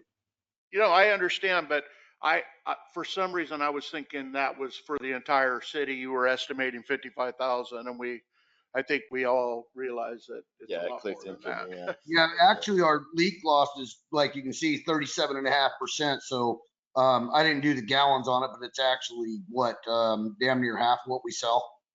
So it's closer to 1.2 million or something. I've never done the actual math on how many gallons we lost, but obviously we sold 65% or 64%. So Thank you. you're welcome. And yeah, I just wanted to bring up to council's attention, and maybe John, you can say something about this. It looks like the cost of the Arizona lift station replacement has gone up for 30,000 basically. So that's just something we might have to pay attention to in the budget too, or is that is that something? I think Did we have that budgeted for already, or? Yeah, I think if I remember right, we put 150 Oh, good. in Okay. for the Arizona. Of course, we don't know the installation cost yet, but I was surprised to see it go up that much. But that was because DEQ required a bunch of additions to make it up to code, since that's a 1964 or 65 station. So unfortunately, everything's going up. And I think you and David did have a conversation in our finance committee about that particular pump. Yeah, So I'm hoping I can get the install done for the rest of the, whatever it would be, 35,000. Okay, great. Well, let's just keep an eye on that, or keep us posted on that whenever we do that supplemental, if need be, whenever we do that. I know it was at least 120,000 that was slid over for it. Yeah, and it's in the next year's budget. It's definitely budgeted. So it's Coast Guard Hill, and we'll start working on the pump station for Coast Guard Hill probably in the next month to see what that one has. It was originally estimated around 90K. I expect it probably to be closer to 120 to 140. But we'll find out here in the next month or two as they start building the design for that. Okay, any other public work questions? I was curious, assuming that the tracer study is approved by the OHA, then what's our next steps on that? Well, once we pass, then we'll have a new gallons. We're shooting for 350 gallons a minute. It looks like since we have so much contact time, we'll be able to drop the residual chlorine value down to about half of what we're running now, which is huge because we won't have to mess with the pump all the time. We'll save on a lot of chems. That's a really cool thing. So right now it's estimated we're state required to have a 1.2 every day to meet CT. And it looks like the new requirement's going to be around 5.4 to 5.7, which is less than half, which is awesome. So that's going to be a good thing. It'll also get the taste and the smell out of the chlorine, out of the water. Should improve water quality quite a bit. What we don't know right now is, well, we'll run the study once we get approved and passed. Then we're going to have to go to Hubbard's and replace some pumps so we can get that speed to the plant, because we need to be able to bring 350, 400 into the plant, and we're only running about 260 because of something going on with the pump right now. So next steps will be pass the study, get approved, and then we'll dive into Hubbard's Creek pumps. And Ann had a question for me a while back, and I believe that's why we stuck that money into the Hubbard's Creek that you were asking about, Ann, was for the pumps and controls, because the controls are obsolete. Right. Excellent. And then when that's all done, we'll be able to pump more. We should be treat able to, more water. yeah, we should be able to produce enough water in 8 hours rather than running all this overtime, which will save the city some tremendous amount of overtime. So it's win-win. Plus, We have all these pieces we have to kind of bring into a better alignment, and we're working on them all, but it's going to take a while. Mhm. Sort of how Thanks so much, John. You're welcome. Thank you, Gary.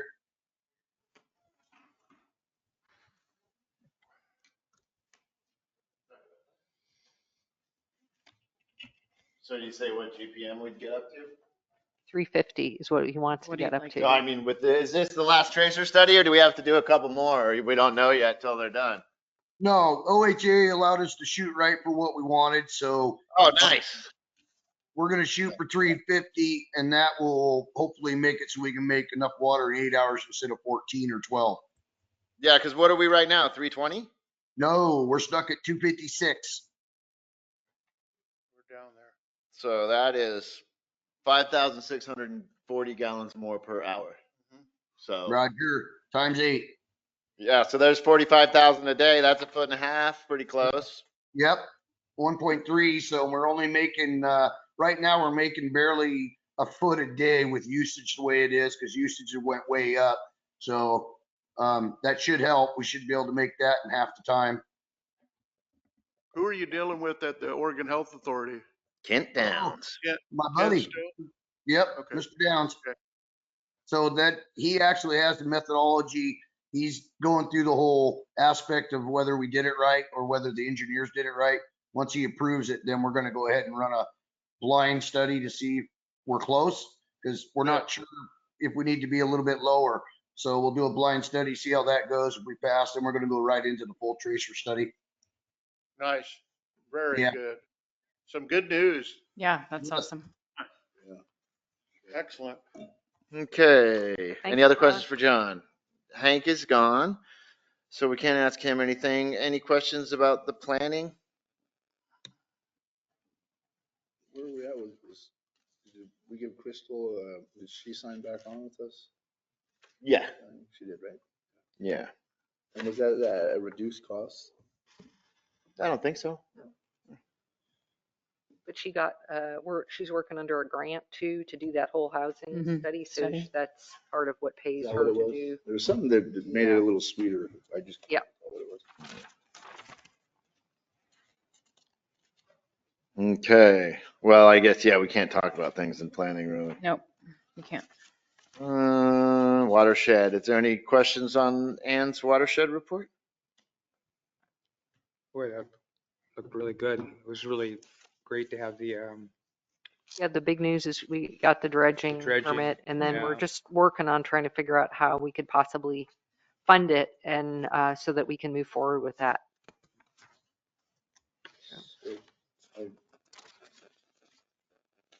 And there's a few other things in here, but I won't go into them in the interest of saving time.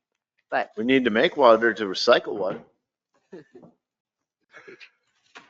Any questions for Ann?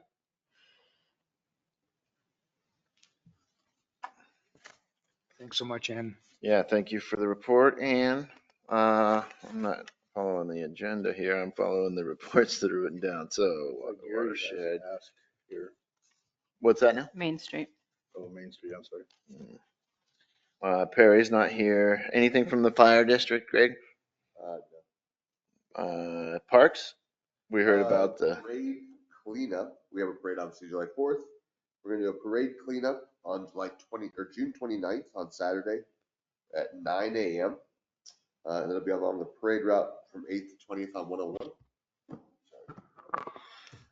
Parade route we're meeting at 9 a.m.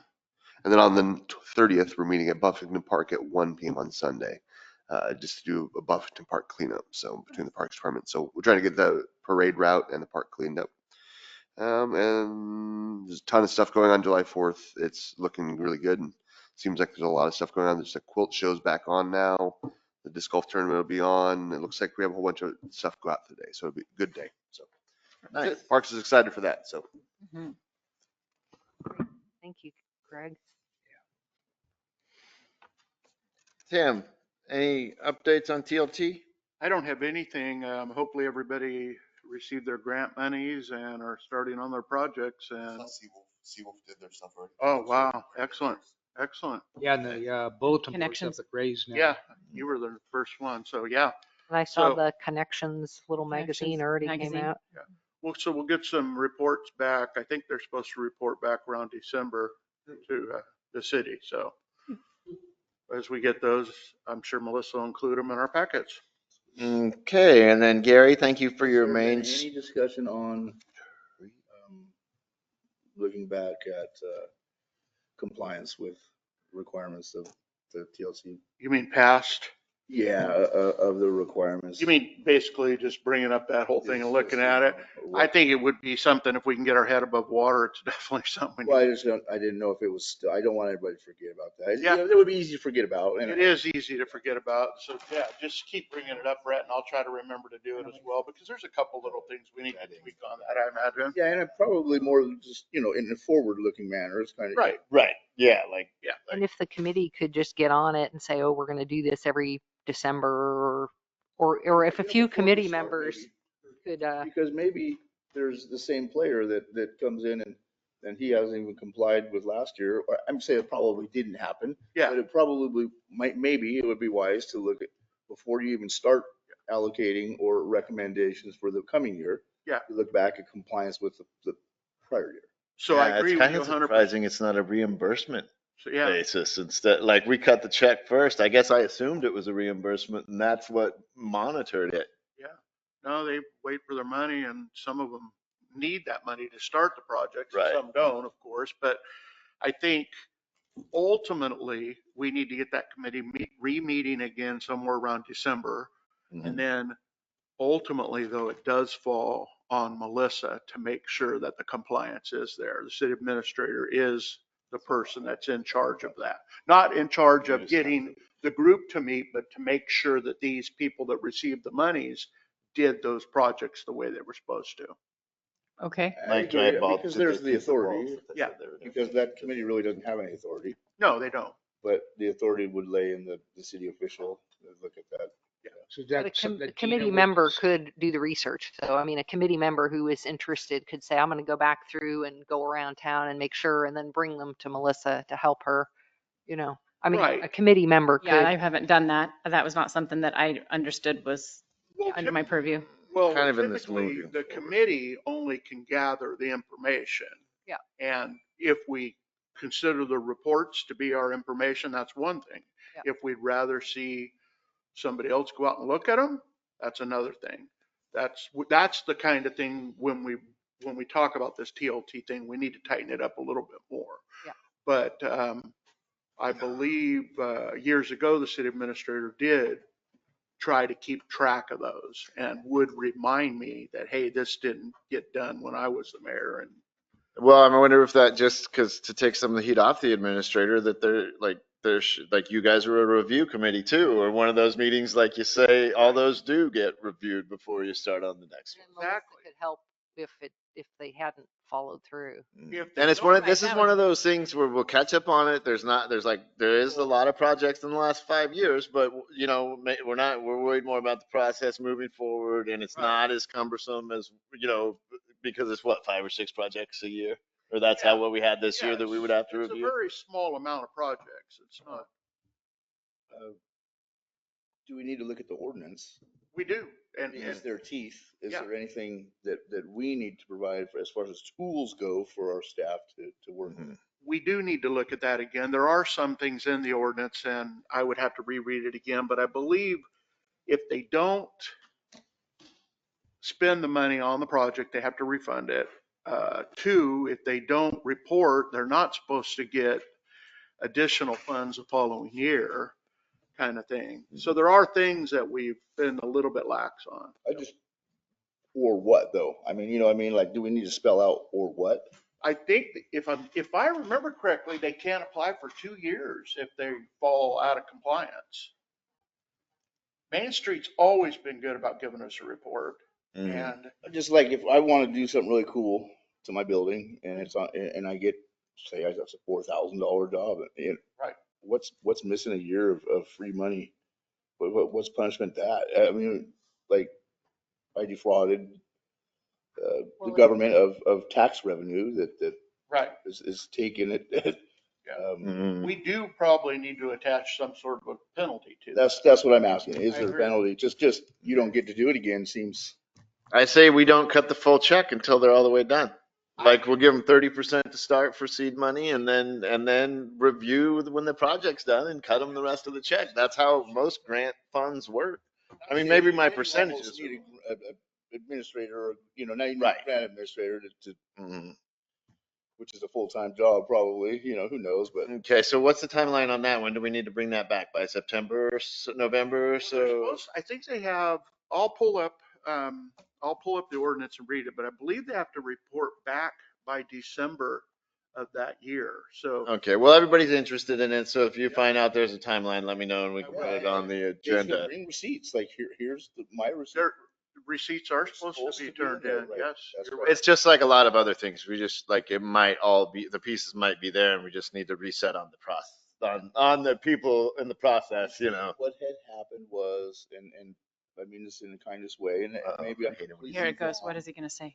but there was some grants that went to some friends of government, and they may or may not have been fulfilled, and no action was taken, and that was noticed, and I'm afraid I don't want to see a culture begin that's accepting of that.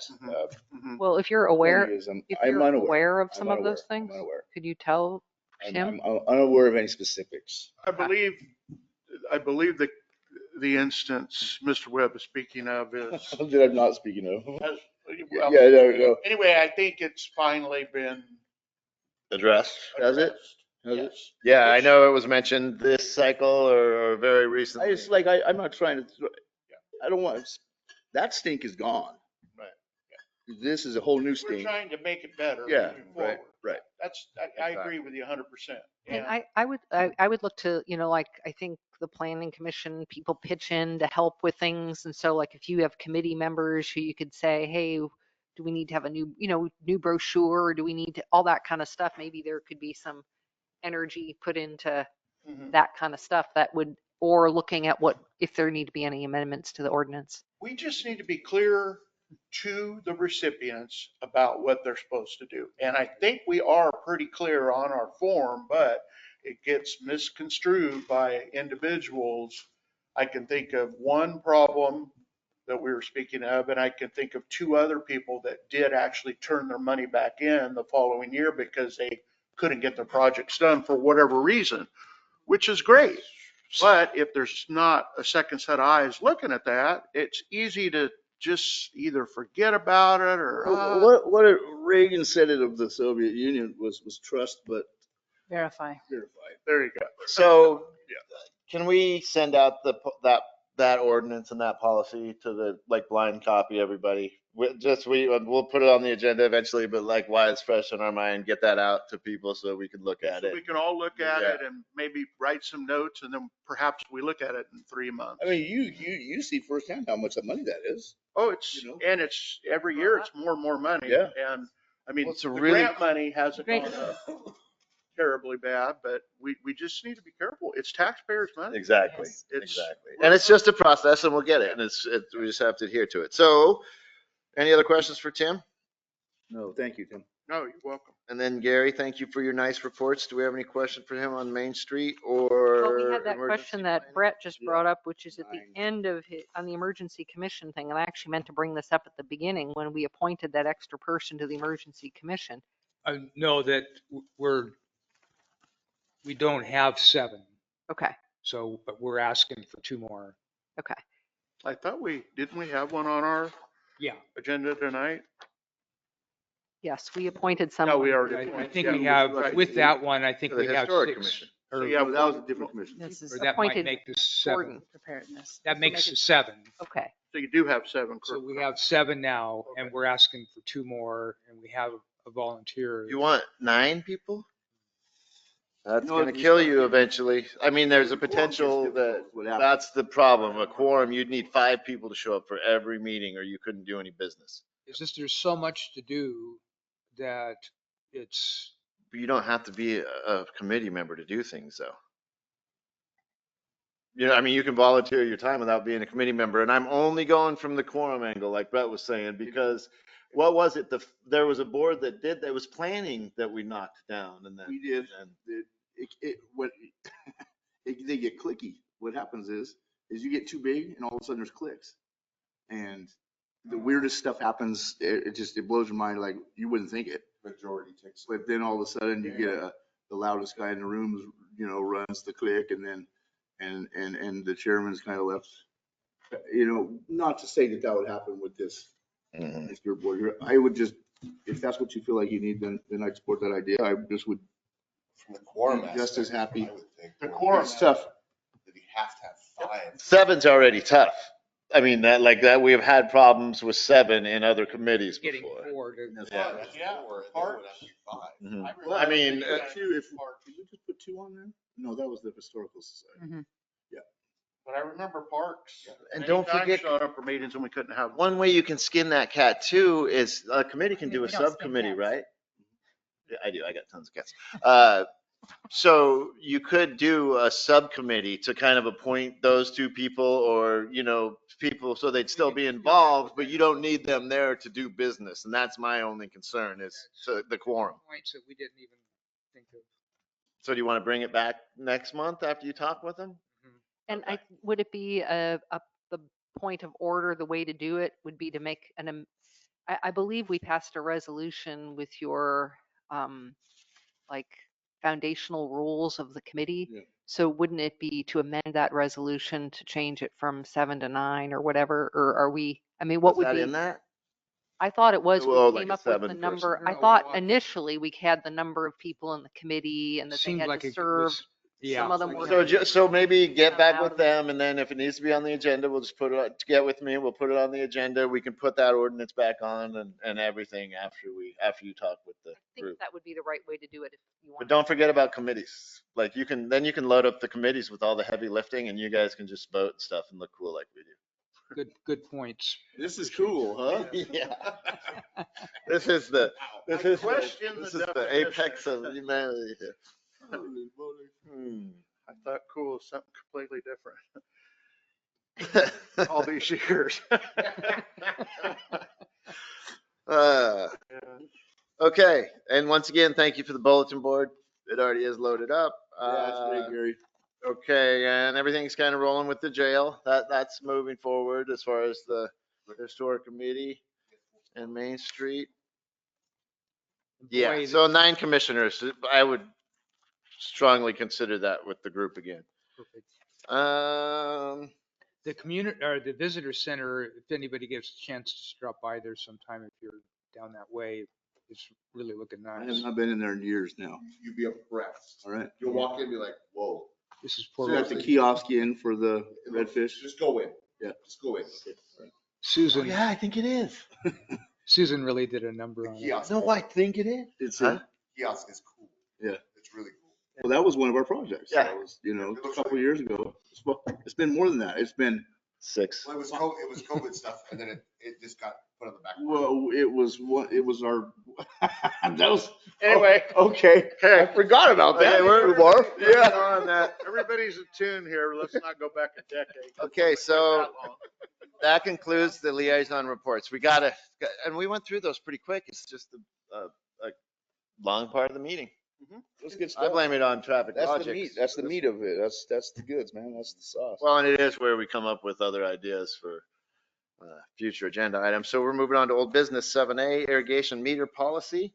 That is on page 22 and 23. Thank you for numbering these packets so well and coinciding Yeah, with Joseph Yes. did a really nice job. I would make a Makes us motion. look so much more prepared. I'd make a motion to approve ordinance number 2024-01. I was curious about the Before we start Wait a second. discussion, I need a second. Where are we at? I'm sorry. 7A, irrigation meter policy. I'll second. 23 or I'll second. Oh, page 23. Yeah, so I. Well, hold on. We have a motion on the table. I seconded. Okay, Yeah, and seconded. Okay. Gary started though. Oh, no, yeah. You got the Go ahead, Gary. I was curious about the check valves and why that would be, Yeah, so was I. because I know this. That keeps stuff out of our. I know this one. So in talking with John, his issue is that even if the water goes out through like your hose that's out there, which Lord knows what's in people's hoses and everything else out there, that if we have a break in the system and it sucks back in, then that could contaminate our water system. So having that check what's valve is, different about it than the way it is right now without the meter on it. Yeah. Every hose bib in the city, we would require backflow prevention devices on. So really, if you think about it that way. Yeah, because just a guy who with his hose hooked and not getting Right. credit, the same thing can Same happen thing to can come him. back in. Yeah, so I don't know. That was because I asked like, what does this need to have? And that was the answer I got. And so I think he was thinking more on the, well, I don't No, know. it's valid. Like if you depressurize, or even if you have a leak in your house, say you have a greenhouse and you have your hose stuck in food, or I mean, it's just a siphon and it's gonna pull back through your line. so would just a hose without an irrigation meter on it. I You totally got a pond in understand. your yard with an underground pipe, and you lose. So that means we would require every citizen in Port Orford to have a backflow So prevention. let me jump out ahead of you here. Do we Ev- need this? Is this something that benefits anybody really? Or is it just a cost that is, We've had a lot of citizens. it really does it, I mean, I've heard of refunds being 17 cents. Well, right, And, yeah. and what do we put into it? Was our resources, what does it take of us? I agree. Does this actually cost that user more Yes. in the long run than his 17 cents? Because our Well, it administration. does has to- amount depending on how much watering they're doing. If you got a garden, I mean, I don't know how big people's gardens are, but let's say somebody had a garden the size of this room, it would be, they'd I get do. more than It's about 2,500 a month if So you're you might serious know about how it. much It's about credit. 2,500 to 3,000 a month if you have a big garden. So One of the so- reasons this came, I would like to have more information actually about. Policy that's not allowing for, I'm sorry, Ann. Oh, I was just saying, I think that your question is a good one, and this has come up when we started to discuss this, that quite a lot of staff time goes into this Yes. program, and not that many people use it. So to make an informed decision, it would actually be really useful for us to know, well, how many of these things do we have? How many people are using them? And what is the staff time involved? Because it could be the question that you're raising is a good one. So if I Bandon, remember, can I answer her question? Yeah. Okay, so as I understand it from Keely, because Keely's the one who does these, is there's approximately a little over 100 houses who have these, and pretty faithfully, there's about 40, 45 that maybe turn them in and use them. The issue becomes when people want to turn them in from years prior. We had another one. Just need to stop that with an ordinance. Correct. And that's the issue, is that we have this program that some people really like, and it's a cool thing that, a lot of people really like it, but we don't have an ordinance. And so it's kind of been the Wild West and we don't know. And so that's why we've tried to put, if we are going to have it, to have these parameters on it. So she only has to go in on the around November 30th each year to open it up to do it, because they just dribble in all the time. And we might have high water use in January. It's like, what are you irrigating with that? So that's trying to just get a policy started to talk I've about. looked into it, to getting them 2 or 3 times over my 30 years here. And every time there were none available of the meters, of the meters. but we'll change that. Right. So if this is going to be something that we provide, or that They can a purchase. system, then it needs to be available for all users. And if everybody's had to buy the meter. For Yeah, whatever it costs, and that's the other thing of it's like, it's $100 or whatever they It are. was about 100, You buy the $100, it's gotta be more by now, but like, probably. how's that, I wonder how that actually pencils out for. And the other thing is that really, we're in this situation where we're trying to discourage outdoor water use.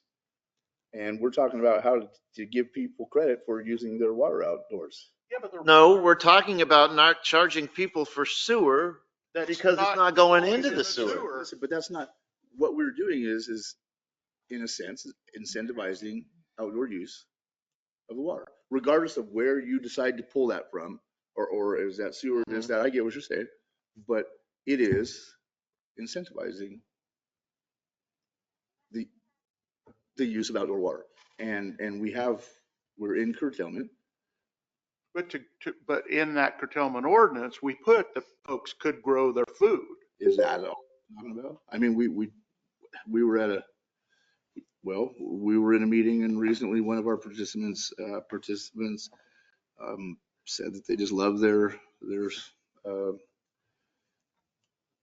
fountain or something like that, and that they don't care, they'll pay the overage, and that's all right, because they want to wash their fountain, and then we write them a check, you know? I just say, Yeah.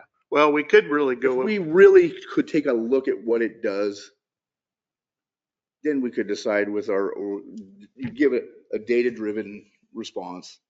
You gotta have data, and we So- really don't have any.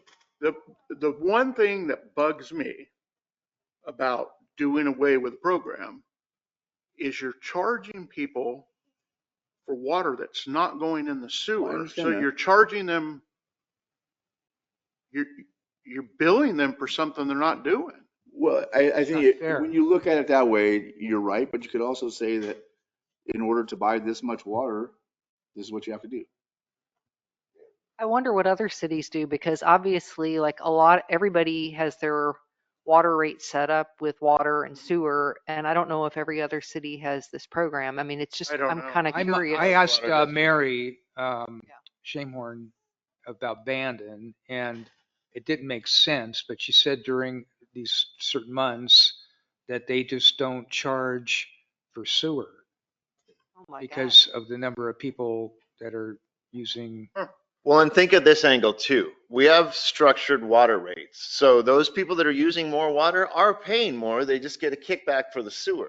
Like I look at it as more of a sewer forgiveness than a water forgiveness, and they're still paying for the water. Just like for certain entities that use 35 to 40,000 gallons a month for that people that aren't in town trying to grow their own food. Like I look at it as a sewer relief more than a water relief. And that's a perfectly legitimate way to look at it.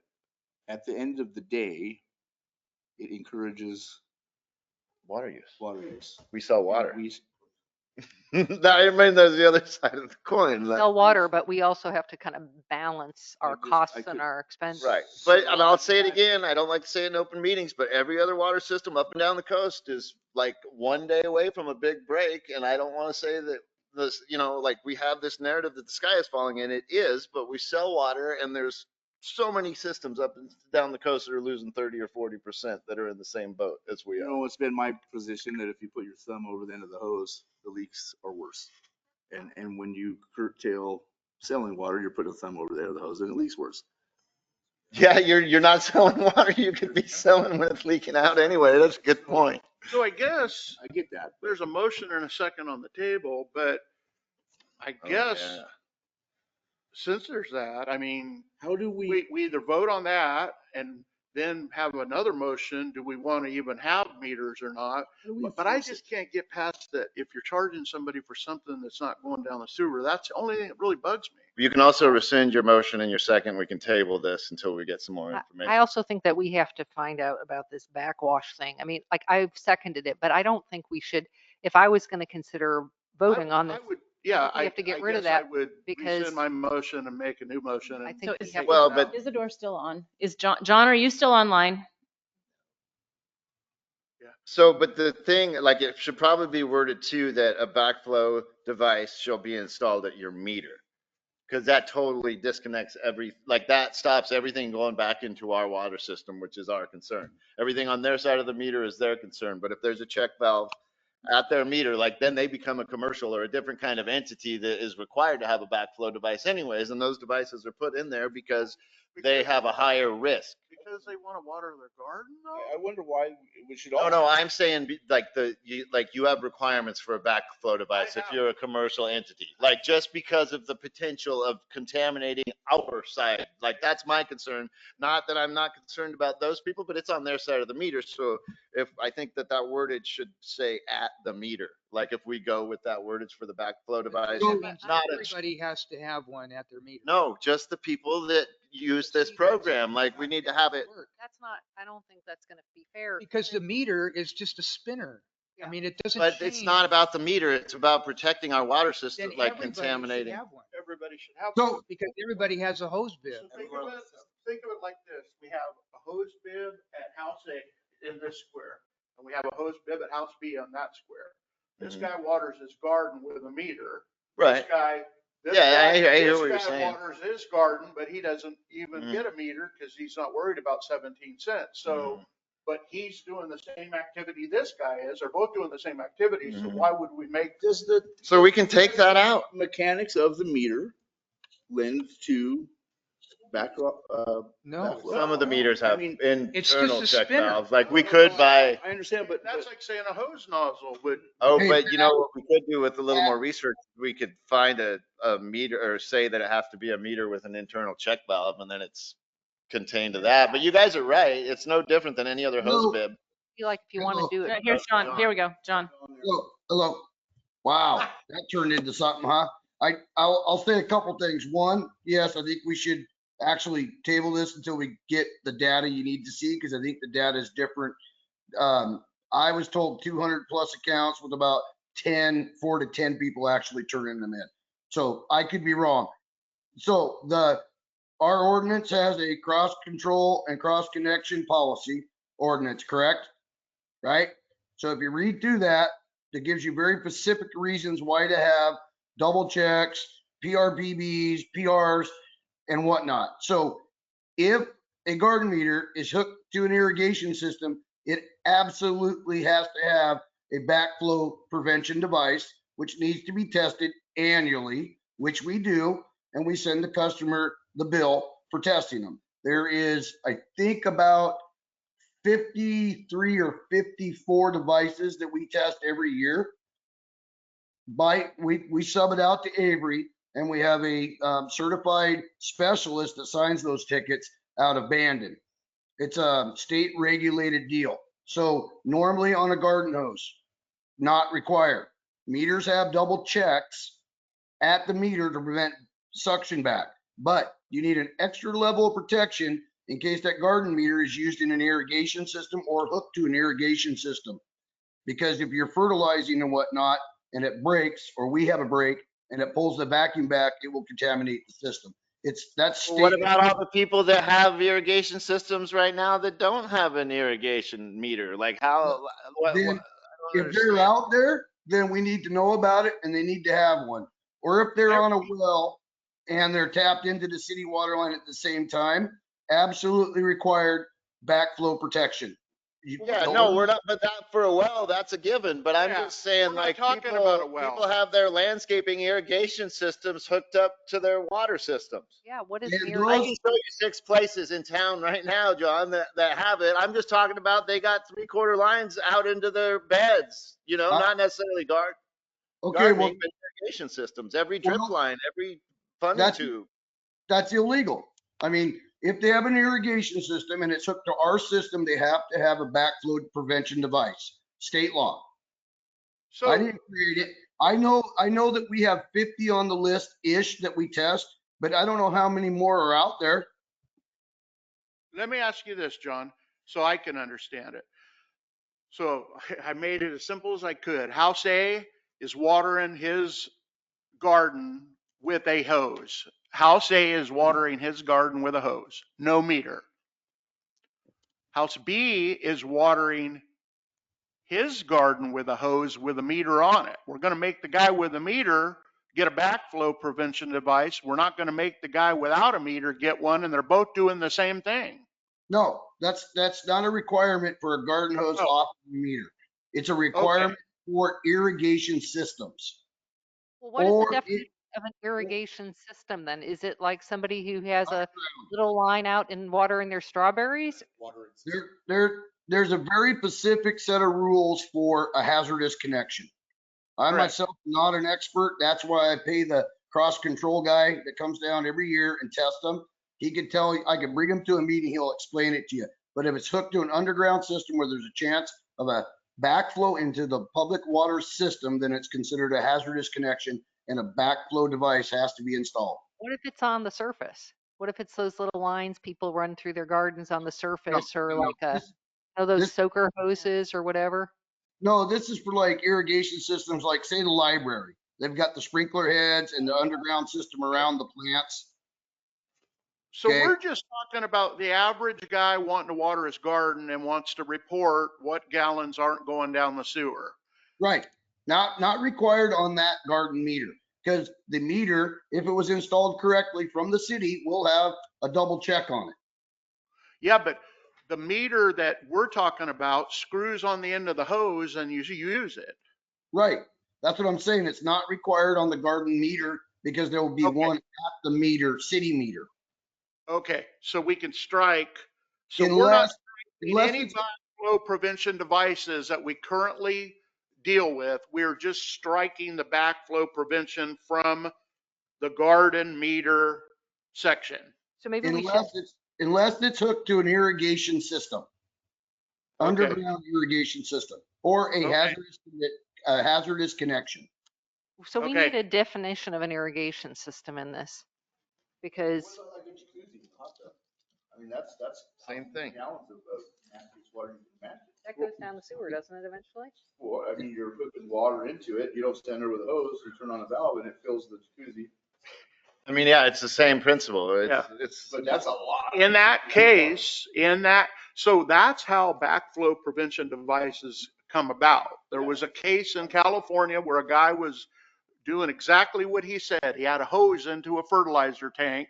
Yep. The city's lines went down. It sucked 500 gallons of fertilizer in the system and people got sick. That's how that law came into effect. But I don't understand how that works with like the little garden system. Well, I think that there's That's a hose. disconnect. when it That's comes not to- a. We're talking about two. We are talking about Yeah, two different things. so- today. I think okay. we're safe if somebody puts that on their hose and waters their garden, we're safe, as long as they don't hook it into a complex Underground. irrigation system. Uh-huh. Yes. And that, So you know, But- some people have cisterns, right, and if that cistern was hooked into the same distribution, you're supposed to have a backflow prevention device. that could be problematic. Yeah. Definitely. But I'm getting back to like the average Joe, like me, who had, like has some little lines through strawberries, which, Right. or something like that. You don't need it. But No. what is this? If John has to go out and have it inspected, then and bills the person, then that's an extra cost in addition to the cost of the meter, right? So that, That's on them. commercial buildings are required to do backflow devices, residential or not. So unless so you shouldn't be able to do anything commercial in a residential area anyways. So Except vacation rentals, which could. that's the rub. Yeah. so Well, vacation well, rentals probably But have a see, lot but of they those. should have a backflow device already, I think anyways, because, well, not if No, they they're in don't. the They're residential. not. So yeah, that's the same So, animal then. yeah, I can remember years ago, the mayor up on King Street had to get one Mhm. because he had not just a hand watering device, he actually had an irrigation system. So he had to have one. So some of these 50 something people are commercial people that have, if you have a well, if you have a second water source, you're supposed to have a backflow prevention device. Realistically, if you have a hot tub, that should have been something that maybe should have fallen on the STR ordinance, to be honest with you. If you have a hot tub, you have to have a backflow prevention device.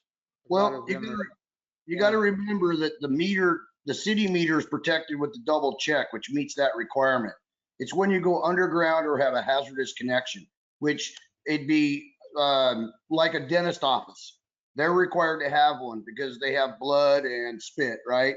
Right. Doctors' offices, if they have biotype hazards, any underground irrigation system, our code is pretty good in the ORS about our cross control connection. Maybe just read it for a refresher. Yeah. No, yeah. And Avery does a good job. They come down every year and test it. And Well, the port has, I think, 6 or 8 that we test every year. Mayor Auburn's, we still test it. Library, banks, most of the churches, Madrona RV Park, just to name a few. And there's quite a few residents throughout the system that have underground irrigation systems, which are required, and we test those also. The apartment buildings on the corner of Madrona, they're also on the list. So there's quite a few. I'm wondering when we get the new meters, if just every meter had a backflow device on it. Well, every meter is installed with a double check, but They're that double. doesn't meet the requirement for an underground irrigation system. That's And- It doesn't? No, it's just for a residential home connection. So like an underground irrigation system becomes a hazardous connection because you could have fertilizer could pull it back into the system. So that it requires another level of protection to the public water supply. So But- the ones that are on the meters could still Irrigation. allow something back Is that what I'm- to go back in. Well, So- the state doesn't consider that as protection for an underground or a hazardous connection. So there's a next But level. you're saying that the backflow device on the meter isn't, Not for a effective. hazardous connection. It is for a residential home, garden hoses, washing your car, just regular stuff what everybody does at their houses. But not if you add a hazardous connection, an underground irrigation system. There's several other reasons. The house right there on, 14th Street that used to be the mortuary. Prime example, they had to have one in case stuff came back. So it really depends on what you're doing in the structure, whether it's a home, a dentist, an office, a bank, a church, whatever it is. There's different rules for those types. gotcha. So it seems to me that we have to look at this proposed this irrigation meter policy. We should call it something different, not use the word irrigation maybe. And we have to look at it in relation to the irrigation policy that John's talking about and make sure it's That's a distinctly state policy that he's talking about. okay. This should say something to the effect of sewage relief. Wouldn't it used to be Adjustment garden or meter something. policy? Yeah, garden. It should be garden So meter It's- or it's backyard not about garden the garden meter. hose, It's about the sewer. So I have a motion and there's a second, Yeah. but I think I'm going to rescind my motion and I'm going to, I'll rescind my second. okay. So now I make a suggestion that we table this to a workshop because we could talk about it for hours and not get anywhere. Well, I would support that, but I would also say let's think about the questions that we want answered, and then we could maybe ask staff or if somebody is willing to help do the research to figure out. And I think some of the questions we have are, what do other cities do? What are the related ORS and stuff that we have to think about in relation to this?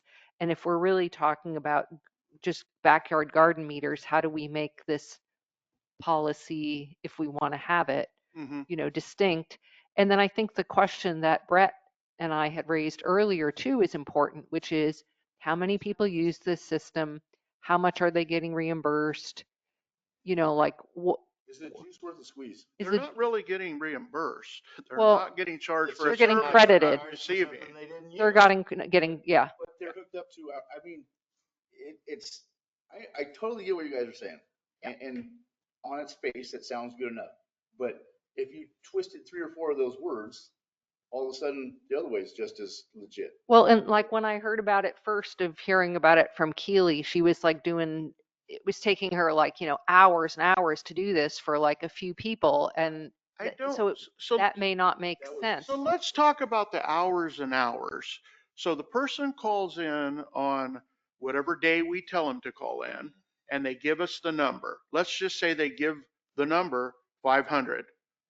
Wouldn't it be as easy as subtracting 500 gallons that didn't go down the sewer from whatever their gallonage is and then billing them for their new gallonage? But there's all these steps But apparently. they have, whoever did it and set it up had Keely fill out there's a form that has a particular, there's percentages. And so she has to multiply what the water is and what the Okay. refund is. And I mean, it's a setup, it's a system. So if there was one day to call in, which is why I put in November 30th. So she's not doing this all throughout the whole year when people just randomly do this, or they just scrawl it across their water I bill get that it. says I get it. what it We're is. cleaning it up. Exactly. I think there's some exactly. other step, if I recall, where it then has to go to Dina and then she has to, I mean, there's some sort of multiple. I have to look at it because I have to sign it that says whatever it is, and So it's like, yeah, 3 people at the city spending, even if it's like 15 minutes No, I on each understand. one. I get It's it. just like a question. I'm not, yeah. No,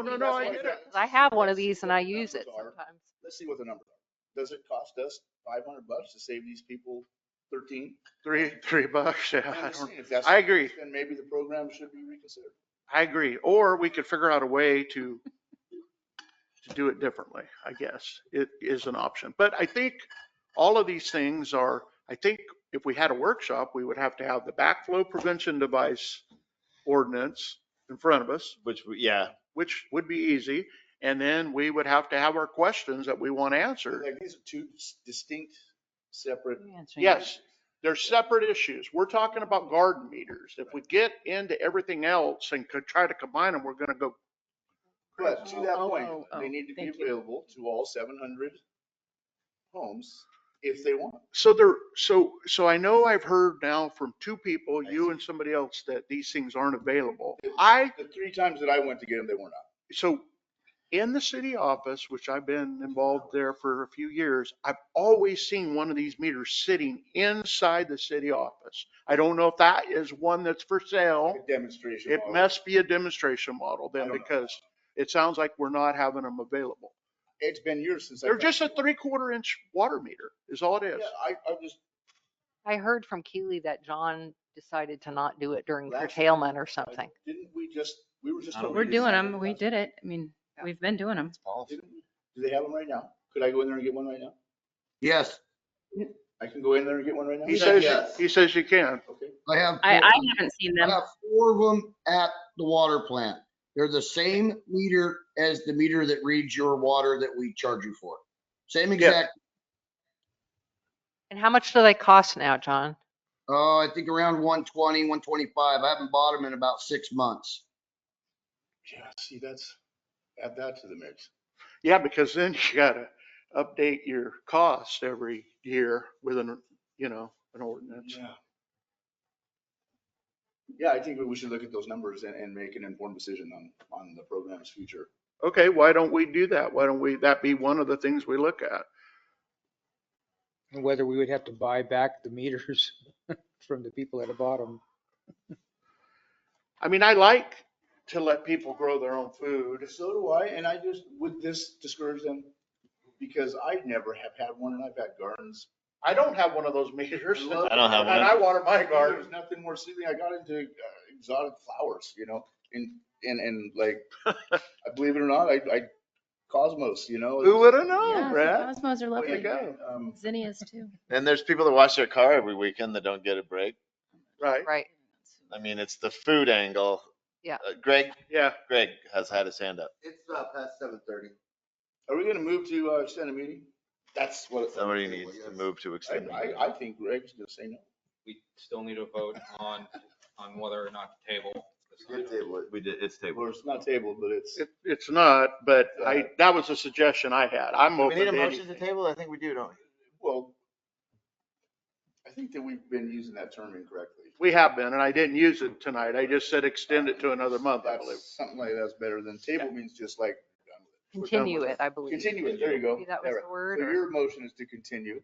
I really just threw out a suggestion. I didn't even make a motion. To make an informed decision, it takes information. And that's why we make the big bucks here. And this is why we started trying to figure it out, because it's just been complete Wild West. We haven't had a policy on it at all. So we're now taking a stab at trying to put this Very good. genie back I in the think bottle. It seems like we've had we've identified many important questions to answer, and so that's a good outcome of this meeting I agree. for discussion. Yeah. Okay. Okay. So that is a continuing action item, and we are moving on to new business, resolution 2024. Oh, wait. Motion to extend the meeting. I will need a motion to extend the meeting as we have arrived at 7:40. I would make a motion to extend the meeting. I'll second it. Any discussion? I'll call for the vote. Counselor Velisis. Yes. Counselor Webb.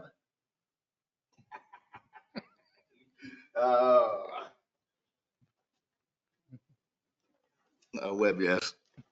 Counselor Tidy. No. Counselor Burns. Yes.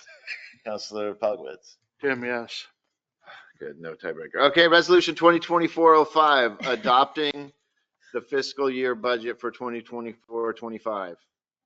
I would make a motion to adopt the fiscal budget for 2024-25. I'll second. Hold on, Nope. hold on. I see an error. Uh-oh. 20, it's, No, should we have that addition to the agenda for rates should that be in front of the motion to accept the budget that hinges on those rate raises? Oh, Yeah, probably. He had made that eight Change We're D. gonna do order. that. We're gonna talk about it, but then you'll actually do the vote on Friday. Because we have to give. Well, without that What do you piece of mean? it. I know, I understand. I Budget's understand. not what a you're saying. budget. Well, yeah, and we wouldn't be implementing the rates, so I guess it's 6 and 1/2 dozen the other, really. Right. Okay, so you had made a motion to accept resolution 2024-05?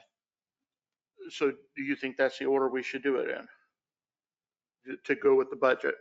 Or do we need to do the budget, adopt a budget on Friday? No, Okay. the budget, like Friday is for fixing this year's numbers. Friday is for allocating money to pay for that, like to make those expenditures for the police car valid, so it doesn't bleed over into next year. And then if we have to make adjustments on this, we will make adjustments after July 1st. And do we have to wait? Because we discussed the rates at the budget committee meeting, do we have to wait for next week to adopt this? I mean, could we adopt them both tonight, or do we have to give this an extra week for there to be adequate public notice? Is that what you're saying? David's got to have his work done, right? Oh. No, I'm talking not about to do the rates. The rates. Oh, the rate. To do the rates. Yeah. Yeah. I think we were just trying to Be transparent. be transparent and give people time, even though, yes, that is reflected in this budget. And so if someone was looking at it and seeing it, they would see that rate increase, but it has to have a resolution. Yeah. Yeah. And so I think it would be more transparent if you talk about it tonight and then make Yeah. the Right. decision Yeah, on we had Friday talked so that about people that. can Yeah. really see clearly what The decision. the decision is and what you're making the decision upon. Okay. So I make a motion to adopt resolution 2024-05, adopt the budget for fiscal year 2024, 2025. And I'll second that. It's fiscal year 25. So were there any changes made? Budget committee or Melissa, were there any changes made between, I didn't really take a chance, I didn't have time to go through the actual budget that the budget committee passed and this, any? No, changes you made? can't, no. No, Okay, It has to be the same because Okay. it's what they voted on. we adopted it as a Right. committee and now we're adopting it as a city council. If we could have wuzzled it, we would have I done think we that. can change it right now. We could change it right now and we are going to change it Right. next I know, Friday. I know. And that's what supplemental budgets are all about. Not this one. We won't be changing this one. Yeah, on this Friday. one, this one is for This- next year. It is, but it would, if we do need to do a change, it'll be called a supplemental budget. Is Exactly. all I'm getting Yeah, at. no, that Friday meeting is for this year's budget. Correct. God, that's confusing. I It's meant the super year we're in right confusing. now, not the one we're in 2 weeks. It's super confusing. Yeah, fiscal. In the middle of the year, no less. Mhm. Okay. Okay, so we have some discussion on that? Did somebody second that? Gary I- seconded. Oh, I didn't hear it. Thank you. Okay. So Just making sure. hear it? He did it. He's Did when, you hear that Burns? the only seconded? question I have is when we do this, I think you have to impose the tax again, correct? The 2.2688 and the $1.80. Is it in the resolution? It's in the resolution on page 26. They're categorizing the tax. Yeah, no, it's one resolution. I just had this conversation earlier. You can, they used to be, Separate. Page 26. yeah, it used to be that It's not the money, I didn't. it would be broken out to accept the budget and then break it out, but you can see, oh, that's for 2024. It's just all the stuff I wanted to. Wait a minute here. Hold on a second. For your own future and. 2024-05. Oh, that's continued. Okay, yeah. So if you look at page 25, 2024-05 is the appropriations, and then the taxes are categorized in the middle of that Mhm. resolution. So yes, we used to do that in 2 parts, but it's a Yeah. 1-part resolution, and this is like a state document. This Okay. is how everybody does it. I'm gonna have the same conversation this next Okay. week at the port. Okay. Brett's gonna ask me about it because he did last year. What was it? Just like Tim was asking, you know how we used to categorize the taxes and accept the budget in different motions. Yep. Now the resolutions have the categorized taxes in the motion, so you're Because doing them you- both at you once. demonstrate the need Mhm. for the tax, and then you levy the tax. And this wraps that up into one resolution. Yeah, it's always been something I know, that's what I mean. Okay, He's never gonna get over it. I'm still getting hassled. I'm still getting hassled. I'll hear about it on Monday. Okay, so that answers that question on it. Is there any other questions? not for me.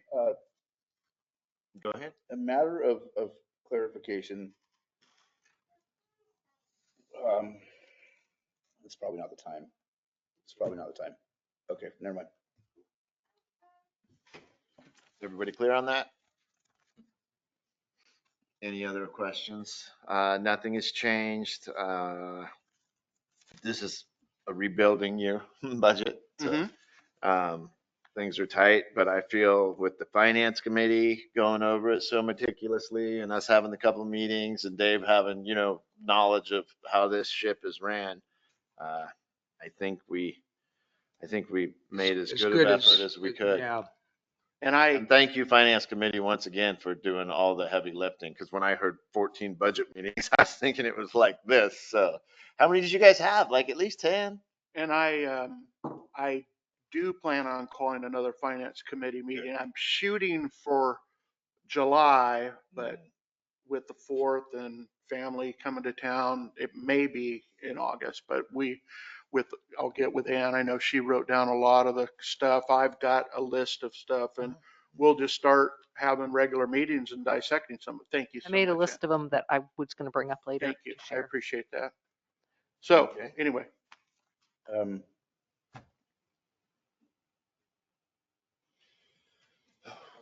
Never mind. I'm gonna hold it and then I'll speak with you after the meeting, Melissa, if I could just have 1 minute of your time. Sure, absolutely. Okay. I'm going to call for the vote. Counselor Tidy. No. Counselor Velisis. Yes. Counselor Burns. Yes. Counselor Webb. Webb, no. And Counselor Pogwitz. Tim, yes. All right. Motion passes 3-2. Moving on to resolution 2024-06, adopting wages. Adopting what was this one, the rate increase? No, we haven't done the rate increase yet. We did the budget. This next one. The next one is Adopting wages. Page 27. That's what I was staring at. Okay, so I guess this would be a more appropriate time. There was a lot of discussion about, and mostly it was my concern, was with the labeling of the employees' label directly relates to their duties, which directly relates to their wages and so on and so forth. And a lot of it was around Joseph's position, and it wasn't Joseph or anything like that. It was just, now when I see this, I don't see a recorder. And if not, we're required to have a recorder, which I would imagine we need to show one on the books. And if an outside entity picked this up, they would say, wow, you guys don't have a recorder. Yeah. So how do we, can we take out assistant to admin and just make a recorder / planning? I'm just like. And that is more accurate, but I think, so thank you for that, because I don't understand the assistant to admin, because it takes a village to keep me moving in the right direction. Right. They're all assistant to they're all admin, because assistant. I'm Everybody's an assistant to assistant. you. So it should be city recorder / planning technician or planning assistant or whatever that is. That is more accurate. And then we even talked about. But I don't know, can we do that? Can you change that here? Yes, we can accept this. That would with- be. No, has there been a motion made yet? No. Okay, which we should have technically done, Oh, but that's sorry. okay. Mhm. It was for the discussion, I guess, yeah. No, Because I it's bothered me too. It's bothered me too. Did somebody make one? Not Okay, yet. then No. real quick. So, but yeah, so now that's the real one nice quickly, thing on the I other move side. to, adopt resolution 8B, 2024-06, adopt wages and salaries fiscal year 24-25. With the change? Yeah, you can do with change right With now. clarification on recorder planner. with the change of assistant to admin to Like, I didn't recorder want- / planning assistant. Clarification as to duties or titles or what title, you know, to make it So the less. only thing that bugs me is if I was in this position right now and I just got changed from planning to planning recorder, from assistant to the admin, and I really was the assistant to the admin. I mean, I like, that title sounds pretty good, don't it? I don't know, because recorder. Recorder's good. We got to get recorder on there somehow, Right. but I'm How trying about to. / recorder? So can I throw another wrench into the works? Sure. Please. So I have asked questions about this. And the question is, can we make this differentiation with this piece of it? And then, based upon all of the technology that happens, based upon all those things, to be the recorder now, there are things that he will be privy to.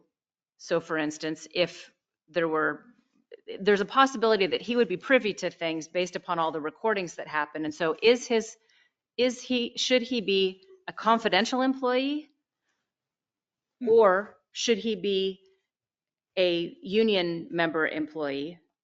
Both of them, he should be able to get overtime because he's being here and as the recorder, and he should get overtime for that. There's no question about that.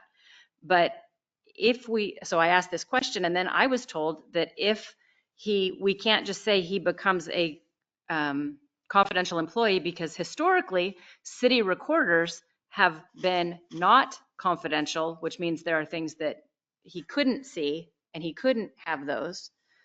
And more importantly, the union is the group that gets to decide if he is in the union or out of the union based upon that confidentiality. The union holds the power to say, is he confidential or not? Wow, I had no idea that this was going to cost. And so those are the questions that I have had. So you're not wrong. I mean, I appreciate the question, and to get it correct. For Joseph's sake, and yeah, yes. Do we need to send him to school to get a few more, so a little bit more of an education, because we want him. He's doing a good job. His heart's in the right place. We don't name him as such. We're required to name somebody as such.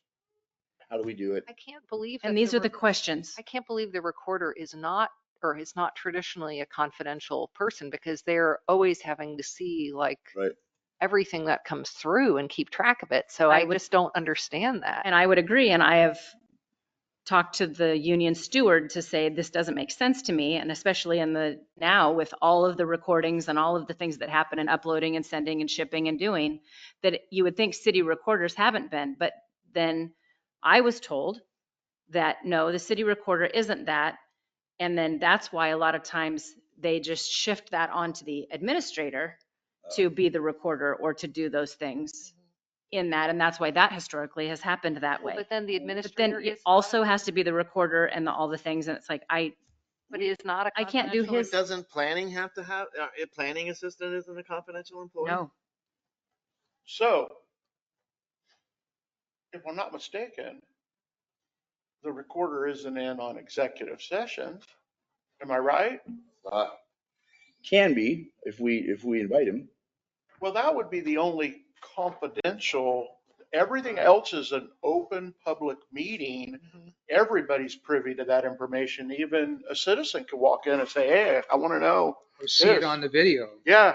But wait a minute here. We don't take minutes of executive sessions. So why do you need a recorder in there? The recorder just needs to be there when you come out of it to record any motions that are If made. it was hot, why? If maybe there They're was a not hot in. mic or something. They're not. So We I don't know. take minutes. There's no reason to have a recorder in executive You session. better have a recorder that's beyond reproach, regardless of I agree. his ability to ignore certain parts of some stuff. I mean, you need to just. Well, what does a confidential employee actually Maybe that's mean? what. Maybe that's what. Because Dina is one. She deals with billing. With personnel. And personnel and payroll, and she That's with sees social anything security numbers, personnel. and she. Hear something about personnel. That's 1,000%. the confidential part. Right. That's the confident, anything, Or like if health. we're talking about personnel, if we're doing a review or anything like that, that's confidential. There's certain things in the red file of the personnel files that nobody can talk about really. And meanwhile, he's making 10 copies and distributing them. Correct. So that was my argument, was there's things that as the recorder, especially with things with this or Right, just whatever, that gathering he the would information. gathering information or doing it, that he will be more the possibility of him being more privy to something, which is, I think, why it was decided to have him be the assistant to admin. Like maybe that would have had more confidential protection. But I don't know that that's the case because the union hasn't taken it up to decide. But again, they decide what his level is. What if it was assistant to admin and then planning and recorder were in the job description? Or the title. Well, and I don't, yeah, I think Right. that could be a solution. Yeah, I mean, a slash recorder after planning might be the Yeah. easiest way to wrap this conversation Might up. be the There's easiest a way lot to- more to it. Because that covers a lot. A lot more than if we just chose a How title. does it work? I mean, because basically the union are his fellow employees, right? I mean, like who is the union? I mean, The you think- union. The union 2- representatives. 276 that makes their ambiguous rules, like you need to pay for insurance for But people that were not insured. how would they make it except by consulting with everybody, the other? Because you have those members, it's true, they do have to consult with the people who are here, but I think they look historically at what the job description has been for those particular things. And I can't imagine Think that of it other like cities aren't confidential running into this. employee, Like they're mostly confidential because they're dealing with other employees. So the union is like, those are our employees. If you're dealing with someone, then we want them in our union because they're our union people. So we don't want someone on your side of the street doing that kind of stuff without us being privy to it or them being under our wing. But admin, Melissa, is not in the union, and I would question now that assistant to admin wouldn't apply also to that Right. position. I think we better leave this position alone and add recorder to it. For now. And we can So do what was- that. That was the question. What was the motion and did it get seconded? Or did it, we never really did finished out the motion. That kind of started the conversation. Brett, do you have a better way of putting assistant to I've been admin? trying to figure out how to do it, and Can we just add recorder to what it already has, those two other things? well, Those three- here's the thing is, remember then John, our Mhm. interim manager there's like dollar signs attached to each of these titles. Right. And that is also another point of concern that, like we want to clean this up.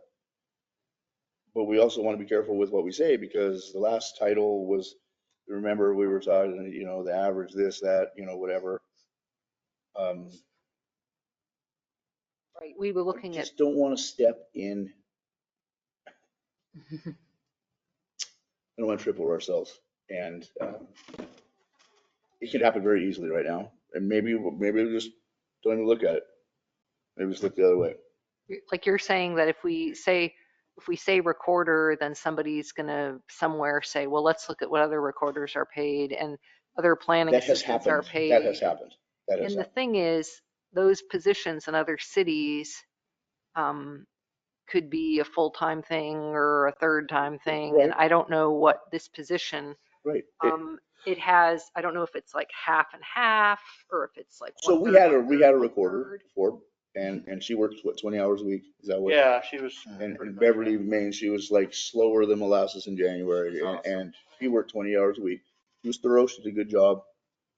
Do you think that you worked? I mean, I wonder if maybe we split the thing up into two different jobs even, and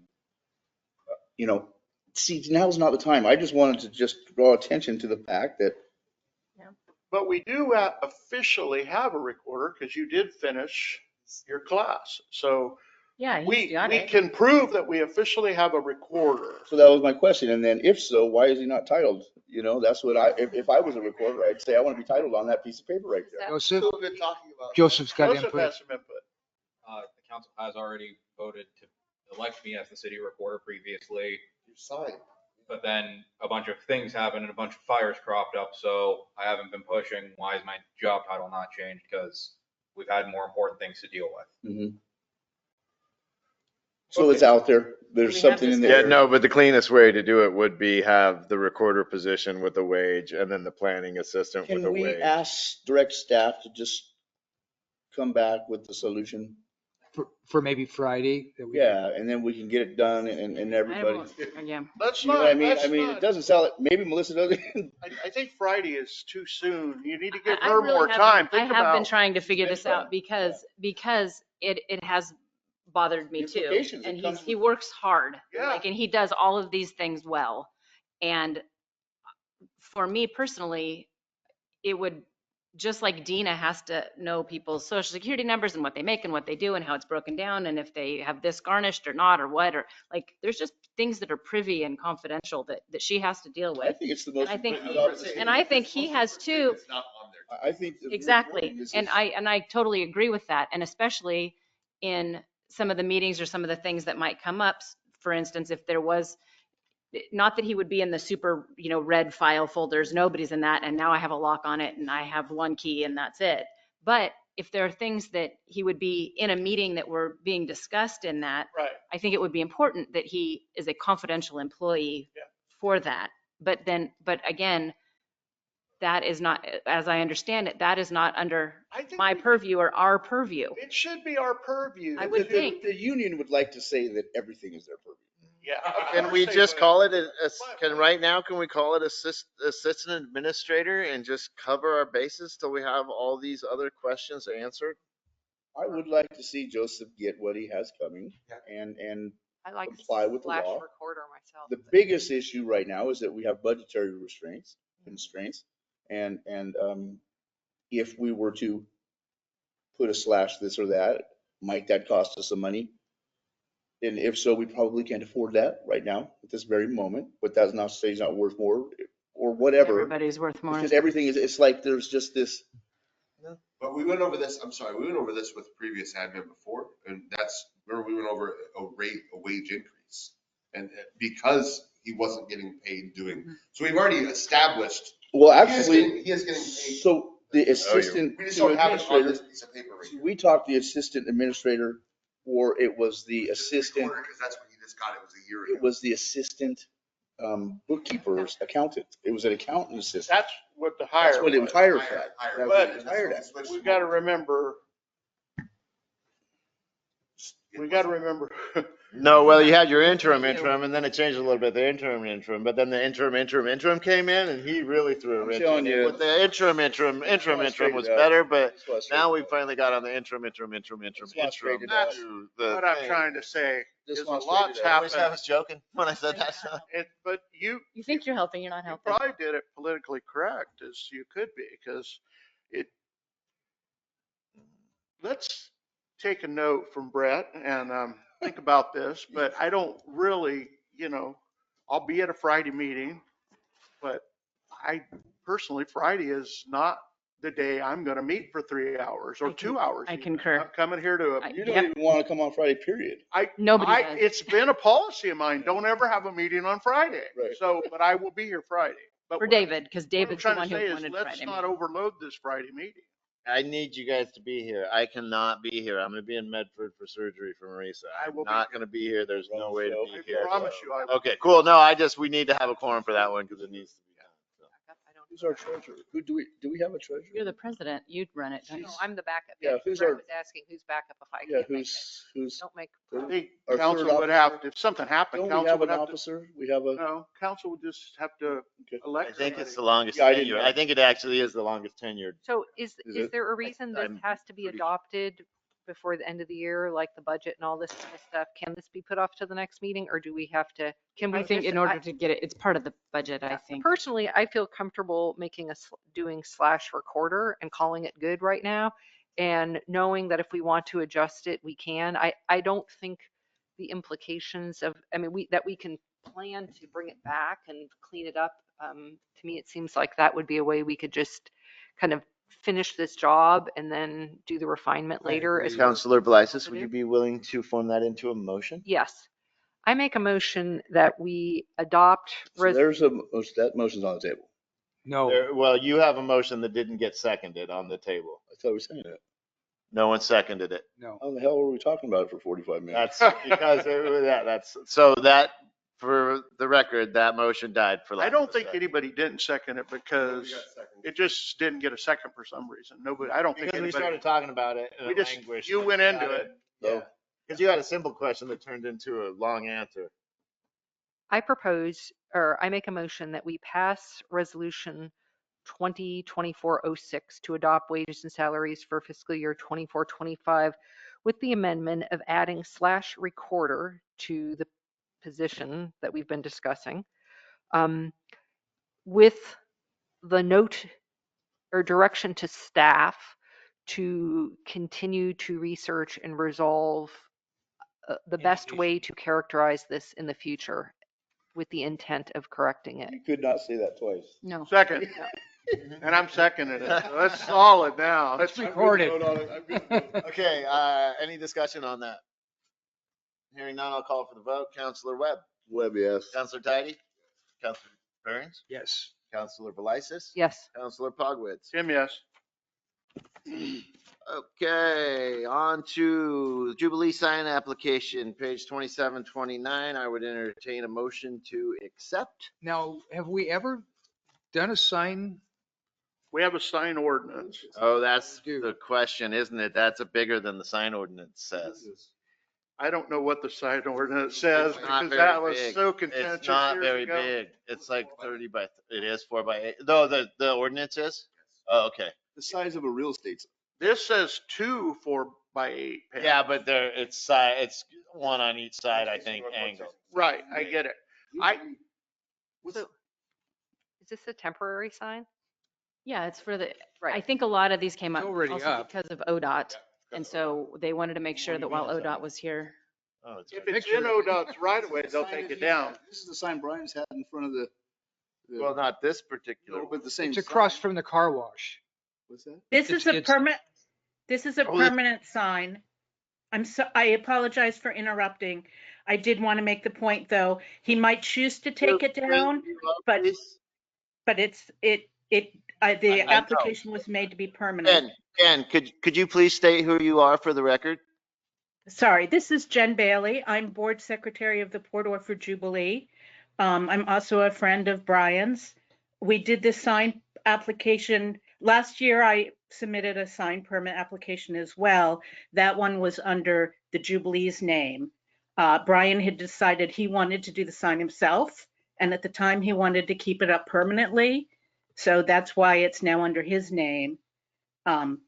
He may choose to take it down at some point, but the intention was that it could stay up longer.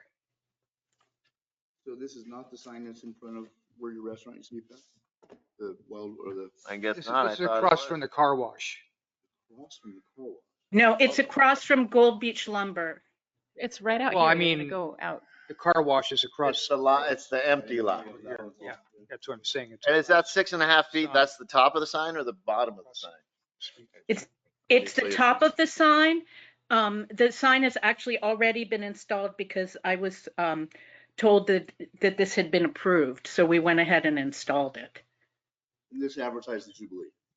I support the Jubilee wholeheartedly, but if it doesn't meet our sign code and we approve it, we're basically going against our sign code. And I haven't read our sign code in years because it got revised and I That's one of probably, the strongest friggin' facets of our code book. yeah, and I didn't probably even agree. I don't with think that, I apologize. I don't think that it violates our sign code. So you've read our sign code? Yes, yes. Okay. So, It's 5 feet back from the sidewalk. yeah, that's so you don't get in trouble with ODOT, and that's good because they would have taken it down. They just find some people for putting up flags in the poles. I know. Well, I'll tell you what, they're not supposed to use them. And people have been hurt with those flags. Riding their bikes along there, the flag whips around and Chad, my buddy, about killed him. It ripped him right, he weighs 90 pounds wet, but he just got ripped right off the bike. American flag almost took his commie ass down or something, man. I was like, you know what I mean? There's something wrong with you, boy. I knew it. It knocked him unconscious. Right in front of the toilets. So somebody's looking. So we through can, sign we code. can accept this contingent on, we could make a motion to accept it contingent on, what's the word, correlation with the code or Compliance. adherence, yeah, compliance with the existing code. Let's see.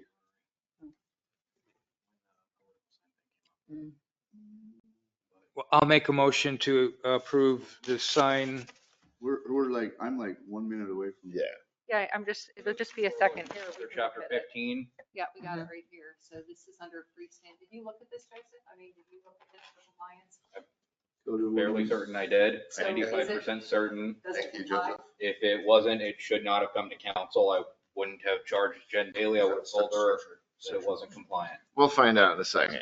I know that 95% the certain, sides. My memory isn't perfect. Okay, well, I guess that's really super helpful for us to know. I mean, if it comes to you, and you did your due diligence. Attached building structure. Then yes, I'm I not would required. trust that. I guess, so that's what information we need to know as part of this meeting. I'm only going off that Arts Council sign they wanted to hang up a couple years ago that was smaller than this. Yeah. So, I mean, and I'm not saying that I agree with it, other than it's on the books. And I know that there was other people, and I want to say that was smaller. Oh, 8x4 twice, yeah. So that'd be 32 times 2. Yeah. This exact same sign was approved last year as well. Okay, well, I think if Joseph. What'd you guys has- just read though? We read that it's within the height and it's within So did you get a second? within the surface area. Oh, it is. Oh, Okay, then we're Terry has a motion here He to, didn't get to finish the motion, it was stopped in the middle. No, and the reason we did that is because he was going to say contingent on the rules, so we wanted to find out what the rules were, and now he should be able to make a cleaner motion with it. Yeah, now you can just clean it up. So But I I'll am make a sorry for motion that. to approve the Jubilee sign application. Second. Any more discussion on that? Nope. Thank you all for the due diligence. I will call for the vote. Counselor Webb. Webb, yes. Counselor Burns. Yes. Counselor Tidy. Counselor Velisis. Yes. And Counselor Pogwitz. Tim, yes. May I ask, just as a point of order here, if this is a sign that is compliant with our ordinance and it went to Joseph, why does it have to come to council? Yeah. Like, This is on our right of way, isn't it? Well, because we just had the ODOT and it's along the highway, so I wanted to make sure the council knew that it was being approved. okay. But it's on our right of way, isn't it? No, that's If it's 5 feet No, back, I do not believe it's on the right of way. a person. oh, I thought it was 5 foot back. It would be on Brian's property. Yeah. On the other side of the sidewalk, on Brian's side of the sidewalk, which would put it out of ODOT's purview. And I'm not going to get too technical. I just thought we had a little buffer in there. So Okay, I was just wondering, so you were just doing it kind of as a point of information to help, which Yeah, we really, I which is really great. appreciate. Which is great. But it's also just useful to know that, it would be useful to know that you did your due diligence, so we can just. Yeah, as a- and I would was fairly like, certain I did it, but it actually came in a couple months ago, so I can't say for certain I did it. I'm just Understand. 95% certain that I did. and I got I a couple will- things to do other than that, right? This is an opportunity to remind everyone, though, that right of ways are supposed to come to the council again. Well, we haven't changed that policy. We did change it months ago. I don't think we ever did. We've talked about it, but I don't think we ever actually. No, I I think. we- brought it back time and time again, and I was pretty sure that we did make the decision on it. Okay, I forgot that then. So, and it's just because I'm trying to save cans of worms or doing things rhetorically. So it has to come before us. It didn't for a while, though. It was gone for a while, It and was then on there the with was. consent staff. calendar. We actually gave it to consent calendar. staff for a while because We didn't need to. it was taking so much time at meetings. Oh. I have What you got? 2 questions about that then. One, would the council like it after it's received public works approval, police approval, and administration approval? Yeah, that's how it usually worked, is those boxes would be checked so we could base our decision on, like, it should be a pretty quick thing, you know, but. So But they'll if it's only get particularly approved once a month? contentious- That's the thing, is we get something that comes along that's like, nobody wants that thing, nobody, even though it's okay as far as all the rules go, check this box, check this box, but still, we don't want a statue of a naked Satan on the corner of the thing, you know? We don't, so that's when we take a look at it, And that was the motivation, and that's why I kept trying to bring Yeah, it no, back, this- 'cause some stuff was going on that I didn't agree with. Right. And no, there's the personal part of it, that's So the does, political do part. all of them have to come here then? Because I have been, as we've been doing them, people are gonna work in the right of way or Right, get no, defensible that's space what and needs whatever to else, come to that has council, to come, yeah. okay. But Okay, usually it used to be you would put them all on the same, consent it was calendar. a consent calendar, there'd be like a Right. group of 4 or 5 of them or something, Okay. and they would have met all the criteria. okay. So if people are just in a hurry, it's just like, well, we'll get this to the next. Yeah, council then they meeting. have Sorry. the, Okay. the immediate answer of it'll be on next month's agenda. Procrastination Okay. does not constitute an emergency. Go ahead, Joseph. My second question was actually already answered by Councilor Webb, and then my third question was more of a warning. That means you're gonna have a right-of-way permit to approve as a consent calendar on Friday. Good. Because I don't want to delay that for a month, because it's already been sitting for a bit. That's fine. So just Yeah, letting you okay, know no, that's that's good. That's. That's okay. That's what we did before. We had those. Right, no, he's just saying he's gotta add it to Gotta add the one. Friday No, meeting. but we're letting him know because I don't think he's done that. Yeah, no, you're good, you're good, yeah. And you know, and like, nothing's perfect, this is just trying to get it steered back into. the- And it certainly doesn't say anything of anyone. Not at all, not at all. And this is motivated for staff too, because if, you know, we don't want to have it okayed and then a contentious issue that has to come back with Call back everybody on us, heated up yeah. already. For us, it's sort of low hanging though, because you've done all the research and you're bringing it to us. And if it's, you know, Right. always put them on these over. Mhm. And then, you know, it's a consent calendar item and we pull it off if it's contentious or, you know, or do we want to do them? Or discussion. Yeah. Okay, either way. So moving on. And just one last thing about that is the most information, if we have all that information, you know, and like your call, everybody's call, that would really help. So yeah, I mean, that, I actually do have a fourth quick one then. You only said two, that's 50%. I said a couple. Okay, that's true, that's okay. So is this all right-of-way permits or just ones dealing with permanent structures? 'Cause we All right-of-way permits. Okay. Anything in the right of way. Okay. And it's one of those things that, yes, it seems like, oh my God, it's cumbersome, but it's gonna be like 10 at the most. I've never seen more than 5 or 6 in a month. And then the reason it being, well, there's many reasons, but one of them could be that maybe there's something planned that, or being worked on that isn't necessarily public yet, or maybe a couple people are working towards the night, you know, whatever. And if it's a big thing or a structure, or like the more that we can reiterate that, you know, this is in our right of way and we can push it out of the way with our backhoe, like to have that on public record is good too. So moving on to the sick leave policy. This is gonna be a long discussion too, isn't it? I don't think it needs to be. No, I thought we were Okay. going to discuss this one time. We have, So, and it yes. has been touched on, so. Yeah, so I know that this had been looked at previously, and again, this was something that's one of these unwritten things that had been being done. It's in the collective bargaining agreement that we're still under from past, and in that it says if the city or if the entity has a policy on this, then you can go ahead and do it, but we've never had a policy that said it. The only, I'm sorry? Union's okay with it? Yes, this is in their CBA as an approved thing. However, the interesting thing is that always before it was, so Tim is retiring, and so Tim has 800 hours of sick leave. And as he's leaving, he says, I'm going to chop up all my sick leave and hand it to different employees as I walk out the door. That has been very common practice. Or if someone's pretty new, they don't have enough time built up, something happens, someone could say, hey, I'm going to donate my sick leave to this person. That has been very common, it sounds like, around here. No, This, well, oh, I mean, they might, okay. I mean. But this has to do with, one of the stopgap measures is it's only if it's going to be something that's long-term, it's only going to be something that would happen. And I would suggest that having employees donate sick leave to sick leave doesn't make much sense. It should be vacation or comp time that they have earned to do, because those are the things that would be paid out upon retirement. So They're not really donating anything. I don't think. Right, yeah. I don't think we don't pay out. Sick leave. you don't pay out sick leave. No, yeah, so how could you donate something that, The city Well, donates. and I, that's what I'm saying, they're not donating anything. well, exactly, yeah, it's the city donating. And the thing I don't like is, you know, those are based off of, like, if somebody burns up all of their sick time and somebody else is giving their sick time, like, the problem with that is you have that person gone for That's 4 what my months. concern You know what I is. mean? It's a Like, person there's missing in that action. Their state. We so have I such a small staff. then- Right, and it's almost like it's better for those cases to come before the council and for it to be authorized on a case-by-case basis. Yeah, but then This now, sets now we're precedent involved for it. with employee issues, which we don't want to be involved with. That's for the administration, that's for employees. I think we're too small to be able to absorb somebody being gone Well, like this for was months. born of something, and there's probably something specific, and there's probably someone specific.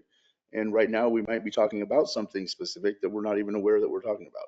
And the question is this right or wrong? I don't care what happened in the past, and I don't even know. Because I'm just thinking, I would just say the receptionist. So something happens and the receptionist isn't on the job for like 3 months. Right. So that means that Dina and Melissa and Joseph have to cover for that period of time. I mean, so why even have something allowing them to do that when really maybe they shouldn't be employed anymore? There's another side of this. But there shouldn't be another side of this. Somebody that's asking for it. What I'm trying to say is this is a policy. We should set a policy that fits the city and not, there shouldn't be another side to it. And this is kind of something that has been talked about over the last year. It's just Melissa finally brought it to the table under the line of, hey, there's no clear policy on this, and I'm getting questions. Right. It's something that we've been. I mean, this is directly related to why we're closed on Fridays. That had bearing on what started the conversation. That's where I think we're getting. Yeah, you can. we're starting to get in uncharted water. Yeah, I think we should. Well, that's what I'm saying is that I tried saying specific, and I didn't get any traction. No, So are we willing to? We're willing to do one but not the other, or are we willing to work with our people to make things work? I mean, we don't want to be rigid about this, or because I was speaking to Gary's point, they're gone for a month. Well, maybe it's not them gone for a month. Maybe it's a person needs every Monday off for. Can I ask for a few more questions about this too, Melissa, from you? Because it's some things I didn't understand. I didn't understand this thing about donated hours must not be processed in any amount greater than that which is approximately necessary to cover the employee's next occurring pay period. I mean, I don't even understand what that means. So basically, it couldn't be that if I had a bunch of vacation days, I'm getting ready to retire, I have a bunch of vacation, or I'm going to lose my vacation time because I can only have 400 hours on the books, but I've worked more, I have extra comp time, then I could say, well, I want Joseph to have, 17 days worth of this that I'm going to continue working toward, and it's all just going to go to Joseph. Well, you're not going to give that many to it because it's only what would happen in the next pay period. So then Dina wouldn't have to try and decipher all these days or when they should go. It would just stick to that one, the next pay period. And again, this is more strict than what has been common policy here, because this has to do with if they would qualify almost for a Family Medical Leave Act, if they would like FMLA or something. It's a longer term situation. So it's not, I end up having a stomach ache and I don't have any more, I'm new. So if I get like a norovirus or something and it wipes me out for 5 days, I won't have any vacation or any sick time. So it would be something that in common practice for the long haul here, someone would say, oh, well, I have extra sick time. I'll just donate it to Melissa, and then she won't have to not have a wage during this next pay period. But typically, a person has to exhaust all of their time first, comp and vacation. Yes, and that would be this, correct. But the problem is the city, I don't believe, has ever done this, because when our former clerk retired, had lots and lots of hours, and she came to the city with a proposal, and it was, to the best of my remembrance, was denied. Bev? Yeah, because you Was tried it to sell it. talking about Beverly? Yeah. You're talking about Bev? No, it was the prior utility clerk. Oh, utility clerk. Gotcha. Anyway. So yeah. So that was my only question when you said it was common here. I don't believe it really. I would need to be shown examples of that to know that. So this was one of John's things. So this has come before us before. Okay, and I'm just trying to get clarification because I'm new, and I had people come to me and say, hey, can so-and-so donate sick time to me? Or someone would say, hey, this person's new. I know that they have this going on. Can I donate some of the sick time? Right. And I'm not willing to make that decision because this is a bigger deal than just me making it. That's the point. We don't have a policy. Third motion option to deny. Can I have another question, please? Yes. Which is, when you 31. have, when you have sick time, you need it, like if unexpectedly. So if you donate your sick time to somebody else, I mean, are you donating like last year's sick time? I mean, if you donate your sick time to somebody else, then you're not going to have it if you get like norovirus in December. Right. So like, how does that work? So let's say, so I will use myself as an example. I rarely took a sick day when I was teaching and when I was doing all that stuff. So when I left the school district, all of that sick leave just went away, even though I had been banking it. So sick leave can carry over for the next all year. the next year, all the Okay. next whatever. So you can have big sick leave banks in case you end up with something and you know, in your older age and you have that banked up so that you do have that. Yeah.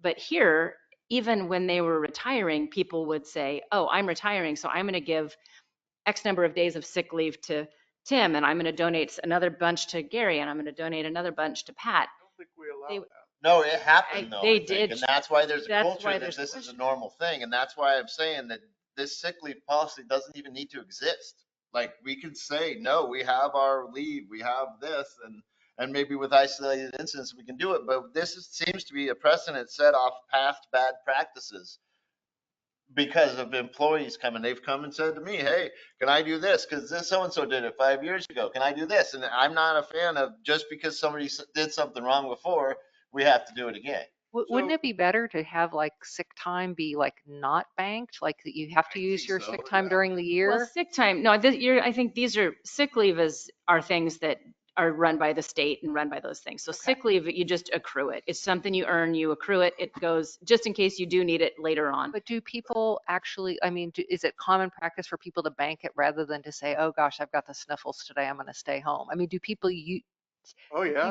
it regularly or do they bank it more? Some people bank. It depends. It depends on the person, because some people have little kids and they bring home every virus you could find, so they're sick a lot more. Some people, I mean, Wade better not be at that water plant if he has a sniffle, because people need water. Right. Like So, we have to have it. I mean, think this is a good question to ask David Johnson about. he's one of the one. Well, he's one of the ones that donated the sick leave when he left. That's why a lot of our employees have big sick leave banks, because people leaving have donated their sick leave back to them. Okay, so I understand sick leave, but this says the city has previously let employees donate sick, vacation, and comp time, and I really don't believe we have done that. I would have to be shown that. Okay. Honestly. Mm-hmm. I Yeah, don't- this is all hearsay right now. It is. And for me too. I mean, that's the thing. But I mean, I can't imagine, particularly Dina, who tracks all this stuff. Yeah. I mean, Well, they've said. Dina would know. would know, but I do recall when the utility clerk, they came with a buyout program, wanted us to buy it out, and we said no. But that's different than what this is. This is kind of swapping it around. Well, Which it we just may went not know away. about. And It please went away. remember that there are programs that people can get help for medical leave, for maternity leave, for there's other avenues that they can tap into the resources for this. Well, the sick time's one thing, but vacation and comp time, we're starting to get into a lot of different areas. And there's a lot of different figures and financial reasons why that might take place. I believe the collective bargaining agreement with the union has that when someone leaves their employment, then they get paid out for their vacation and their comp time. So they asked for a lot of stuff at this last deal, because John denied a lot of, he said no, no, no, and no to a lot of it. And a lot of it had to pertain to this question right here we're being asked right now. That's right. And we all agreed, no, no, no, no, when we agreed to it. It So- seemed like we didn't have enough information then. Right, Oh, we We absolutely. had the other side of the story, but not. exactly. So do we need to continue this too? So that's why I'm saying this isn't about a person or No, two it's not. people. It's- It's this is- about this is the- our future of the city, and we need to make sure we get it right. And this information was something that I believe Administrator Ginsburg started to try and get it put on the books somewhere. And this came from CIS.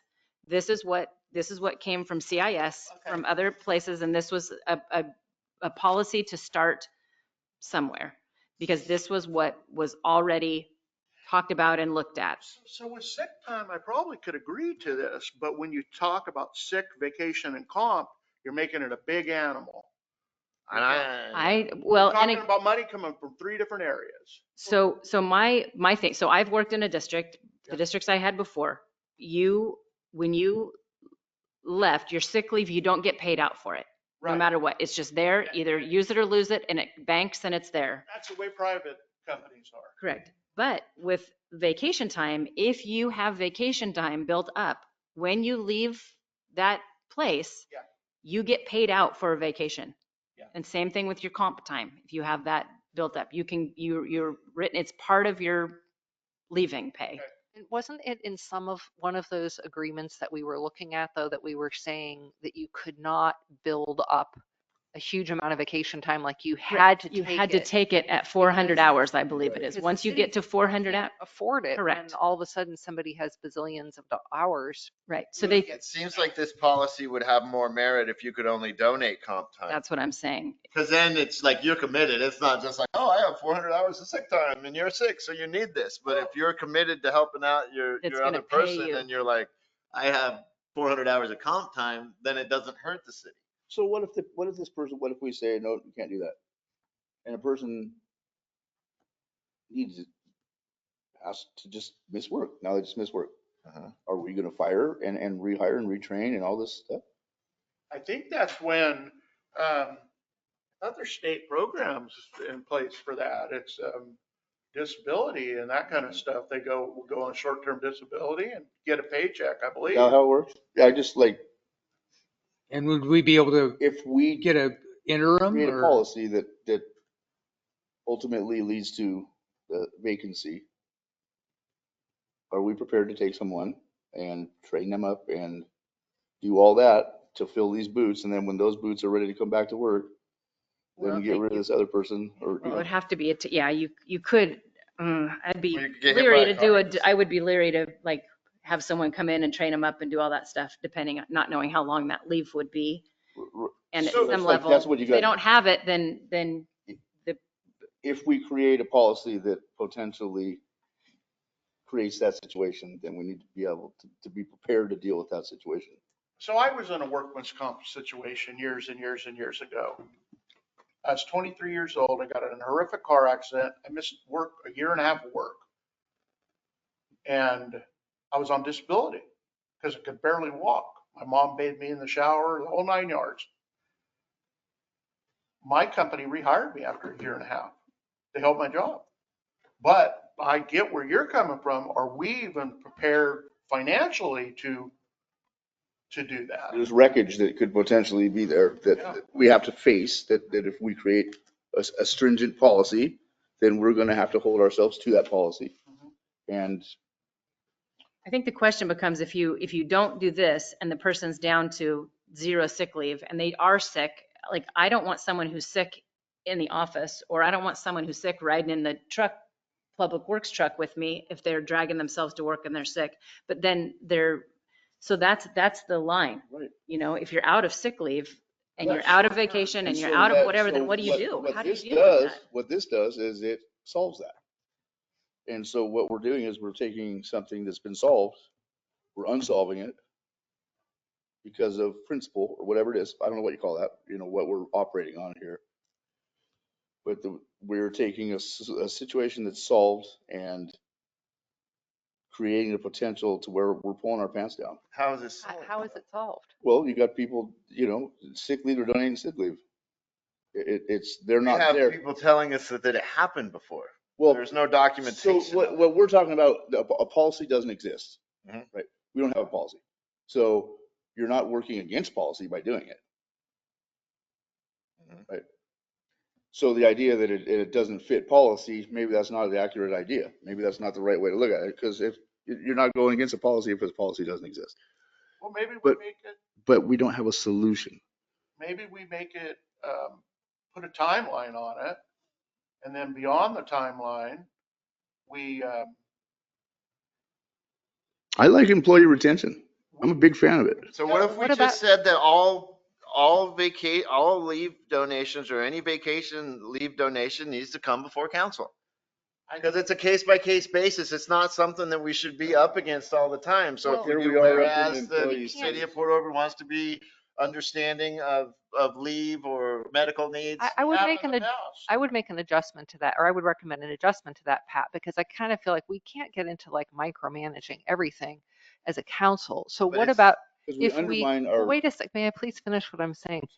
What if we did something like made some kind of common sense practical limits of saying something like That's what I was. donation of up to like 6 or 7 days, or however much maybe Right. that you could advise this, Melissa, that would make sense. Yeah. And then say beyond that, it becomes a case by case basis, so that there's like some flexibility for like the run of the mill things. But if it's, you know, if somebody has cancer or there's some real big thing, Right. then it's like we Absolutely. have to then look at the person and Right. deal with the individual situation, And possibly. that would be a case where it would be like a leave of absence leave Yes. where they would need to take and they would be sick and and then that's where other supplemental insurances could Correct. come in and things like that. Right. You This, get 12 there's- days a year.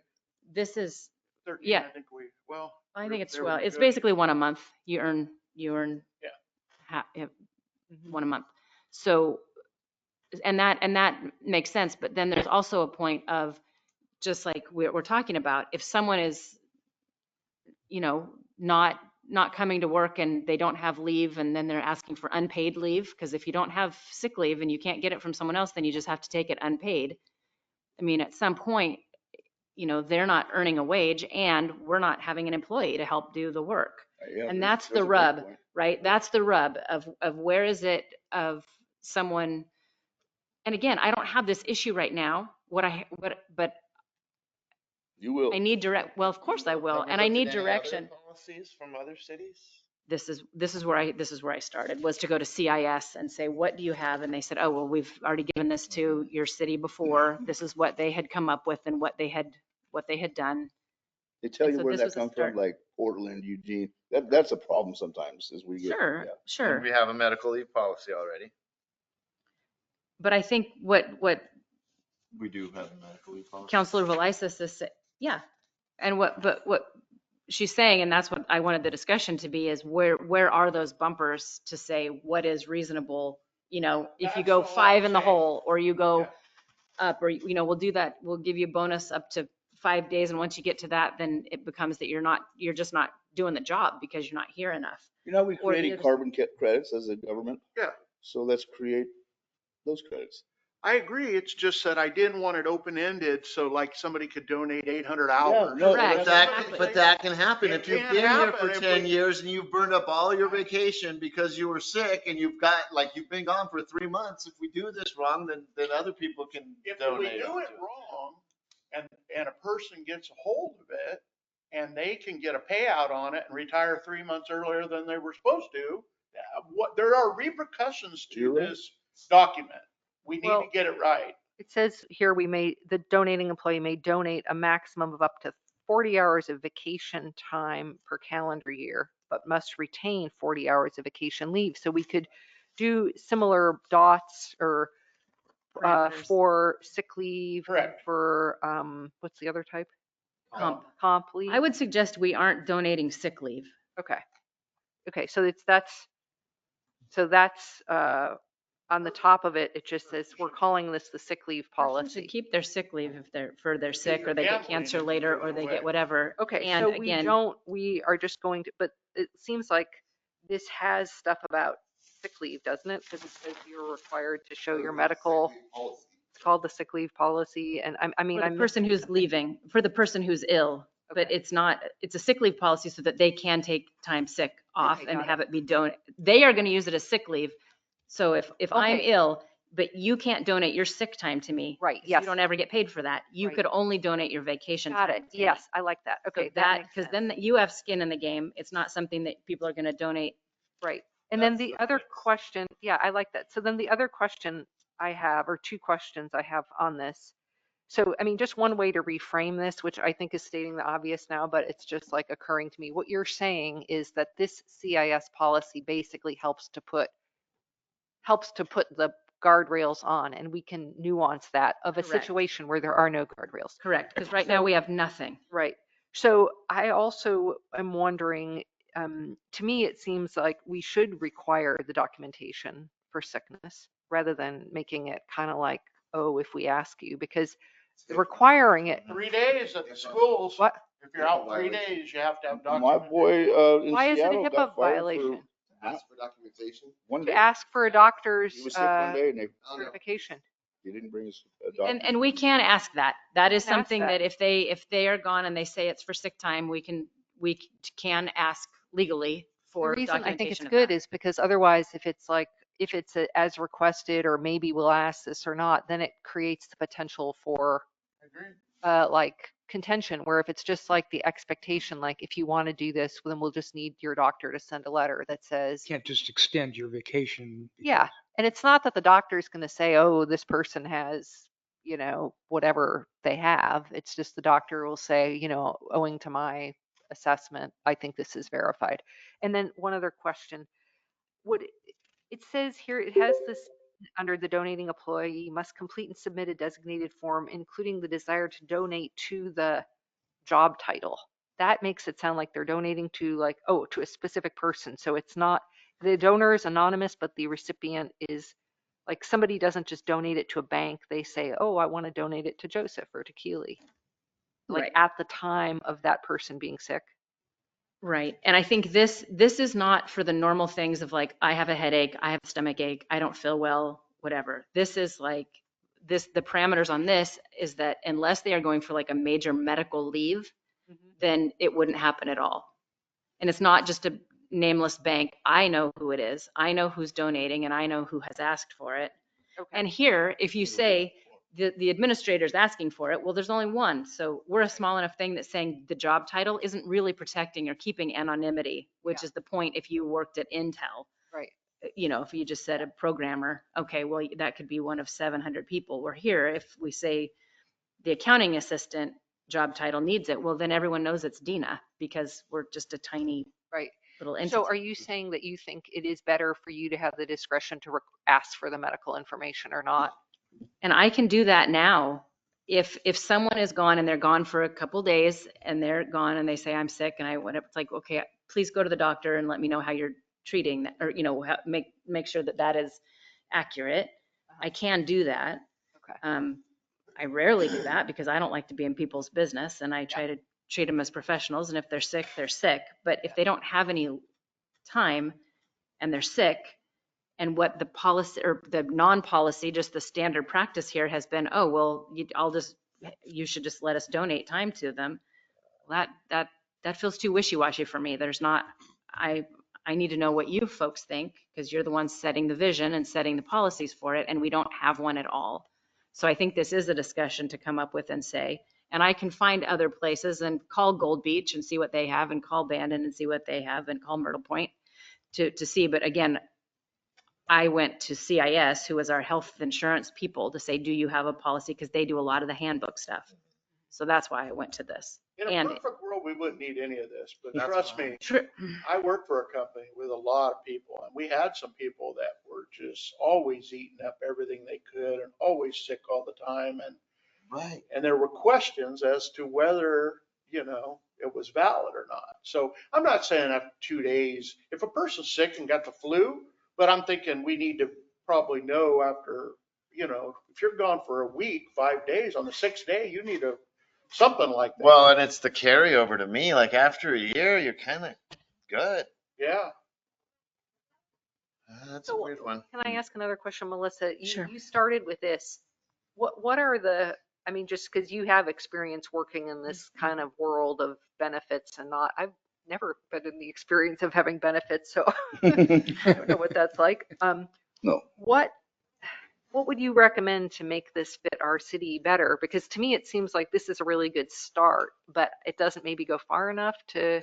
Correct. I was surprised that this only had to do with long-term, almost like a longer-term disability, that they maybe had a surgery or they had something and were going to be out for a number of weeks or something like that. And the rub for me was that's not what I'm necessarily seeing. The other thing that's different for me is when you work for schools, at the beginning of the school year, they give you your 10 sick days and they give you your 3 personal days and they give you your whatever. That's all on the books when you start. and then you use it as you need to. So if you get the flu for 3 days at the beginning of the year, towards the beginning of the year, it's fine because you have those days built up. Here you get like half of a day of sick leave each pay period. So you get like a sick day per month. Well, we pay twice. So you get half a sick day on the 5th and you get another half of your sick day on the 20th, right? So it builds up. So if I were to have something now with only a couple months in, if I had an illness that took me out for more than 3 days, I wouldn't have any sick leave available. Now I could take any vacation time I've accrued, which also is very minimal or whatever. So this is a different system for me too, and I'm trying to learn it as well. But after you've been here a while and you build this up and you have this bank and you do this, then you have more wiggle room for folks. Or some people don't ever take sick leave. They just aren't ever sick, or they do, or work, they figure it out. And some folks just, they're more ill than other people. And so they're always riding on that line of having it or not, or whatever. And that's just human nature. And so it's just really, Maybe that's again, the for me, fix. So do we revisit this? I would say, No, but maybe that's the fix, is to just preload it, like you're saying at the schools. Then everybody has 12 days right off the bat. Then it's lined up, because that's the instance that's bugging me, is that transition. But all these seem like, if I just cut to the chase, it seems like this was all brought on by past instances and new instances, but never, it was never a good situation or a right situation. And so after this discussion, it's like, that's a valid point. That valid point of new people and that transition where it's just not there. So if you had those 12 days preloaded at the start of the year, then that takes that equation out of the problem, which is the biggest problem to me. And these other instances are isolated. And I almost feel like, I have all this sick time vacation that should have just fizzled away. But it's like, but I'll spread it out between the people because it's a benefit. But it was their benefit that they accrued over the last 20 years, not. Right. Ours was to use it or lose it, to be honest with you. So maybe we should consider looking into that, to preloading it at the start of the year. okay, so I agree with you for the newer employee that's a good thing. But here's the issue that you run into school. So you hire someone new, they come in, they are here for 2 months, they use all their sick leave, they lose all their stuff, they get to the end of that, but then you do have a valid point to be able to say, you've only worked here for 4 months and you've used up all of your sick leave and you've taken your vacation and you've done that. And that becomes a different conversation where it's like, you need to hold on to that and plan for that as best you can, but it's there if you need it, or your kid gets sick or whatever. So that's the difference for me with this. But we could say, change it to where all the leave drops in, all sick leave drops in July 1 for the calendar year. And you have it, and if you need to use it, and you do it. But then if you use up all that time, then it becomes a conversation of, I need you to be at work. And I understand that these are the conversations that can be had, but at least you'd give people a buffer. I like that. At the beginning. People sick leave and they take it for vacation, but then they. Well, you can't, if that were to come around, like that would be being duplicitous and they would not be using it properly. And then the person could say, I need to see medical documentation that's why you were out for those 3 days. And we do have to be careful, because it gives people opportunity to work the system with the comp time and the vacation and the sick time. Like, we don't want to have you to have to be in the office, Pardina penciling out like all those variables. That's what happens. That's what happens. That is a benefit of working in government and in a bigger system like this and doing that is you oftentimes don't make as much money, right, as you could in private industry and go out and make more, but you do have the PERS and the benefits and vision and dental, and it's more of a stable situation. So that is a huge benefit to have. And that's also what comp time is for too, is to wiggle. And so it's not like there's not wiggle in there. It's not vacation sick time. It's vacation sick time and comp time. So I'm not trying to be hard on the employees. I think we just should we're just revisit talking about this and just isolated. have it nailed down, and then the next time we can just read what Melissa comes. I up just, with. I just wanted to bring you something to open the conversation, to talk about what we were dealing with. I had not been in a place where they were donating sick, and I need your guidance, because this is something that has been kind of I agree. It been should be told nailed as an down. unwritten kind of thing. And I was like, I don't know anything about that. Do We we need to want a get- sick leave policy, I guess is the main question, or do we want to? I think it should come back and then we might decide then that we're not going to have one. But if Melissa can nail down all of our concerns here the next time, I can't nail down all your concerns. Friday. by whatever other cities are doing. We've identified a few key questions though. I mean, which are like, what are the limits? You know, is there like a sensible limit that would be practical and that could be useful? Is there a threshold whereby other programs kick in, like Pat has suggested, you know, that we don't need to go for? This idea of that we're going to just be donating vacation time, not sick time. That's a good one. And the alternative that we were just discussing also sounds interesting, which is, you know, that if other cities do it where they drop in the sick time at the beginning. And I don't know, I mean, because the other thing is that then gives you the incentive to stick with the job if you keep accruing it, right? But it does seem impractical to earn a half a day of sick time in 2 weeks. I mean, it just like doesn't make sense. Yeah, but if you think, 12 days a year, that's half a month a year that pretty much that you can be off being sick. Yeah, Yeah. we're 20. So Dina and David would be your best resource, both of them being involved with that for so many years. But I do recall, and maybe David can recall, that account assistant, what that offer was exactly. Okay. Well, I don't Okay, think we're so- ever going to do that offer. That offer, the idea of buying back. Well, the thing was, it was buy back. I can't remember. I've got the document somewhere. But I don't think that's not on the table. We should not have that on the table because that would be a real hardship for the city. And that's the reason for some of these policies is so, and that was, there we go. So that's the one we discussed just recently with the union, was that would create a tremendous issue, an unknown issue on our budget if somebody was, it had something to do with that. I just can't It recall. was that if the buyout at the end of the year, like they would extra like $40,000. We wouldn't have budgeted We for wouldn't that. have budgeted for it. Right. Exactly what that was. Yeah. Exactly. And that's why we said no to it. Yeah. But I feel like we're opening that back up with this That was part of document. the negotiations with for union negotiations. That was Right. that was one of their wants. Yeah. And when we did that, it was gonna be like could be extra Right. $40,000 for the city. And David At any said- given time. David said, he said, my gosh, he says, this would be an unbudgeted for amount of money and it would cripple us. So we all agreed that that was a There no. was a reason why we did that in Yeah. negotiations. But as it stands right now, we have no policy and you don't have to do a damn thing with sick leave other than give people their allotted sick time. Yeah. We could have it Really, be, we can't do anything. we could have it, Right. the administration makes that decision too. The minister just.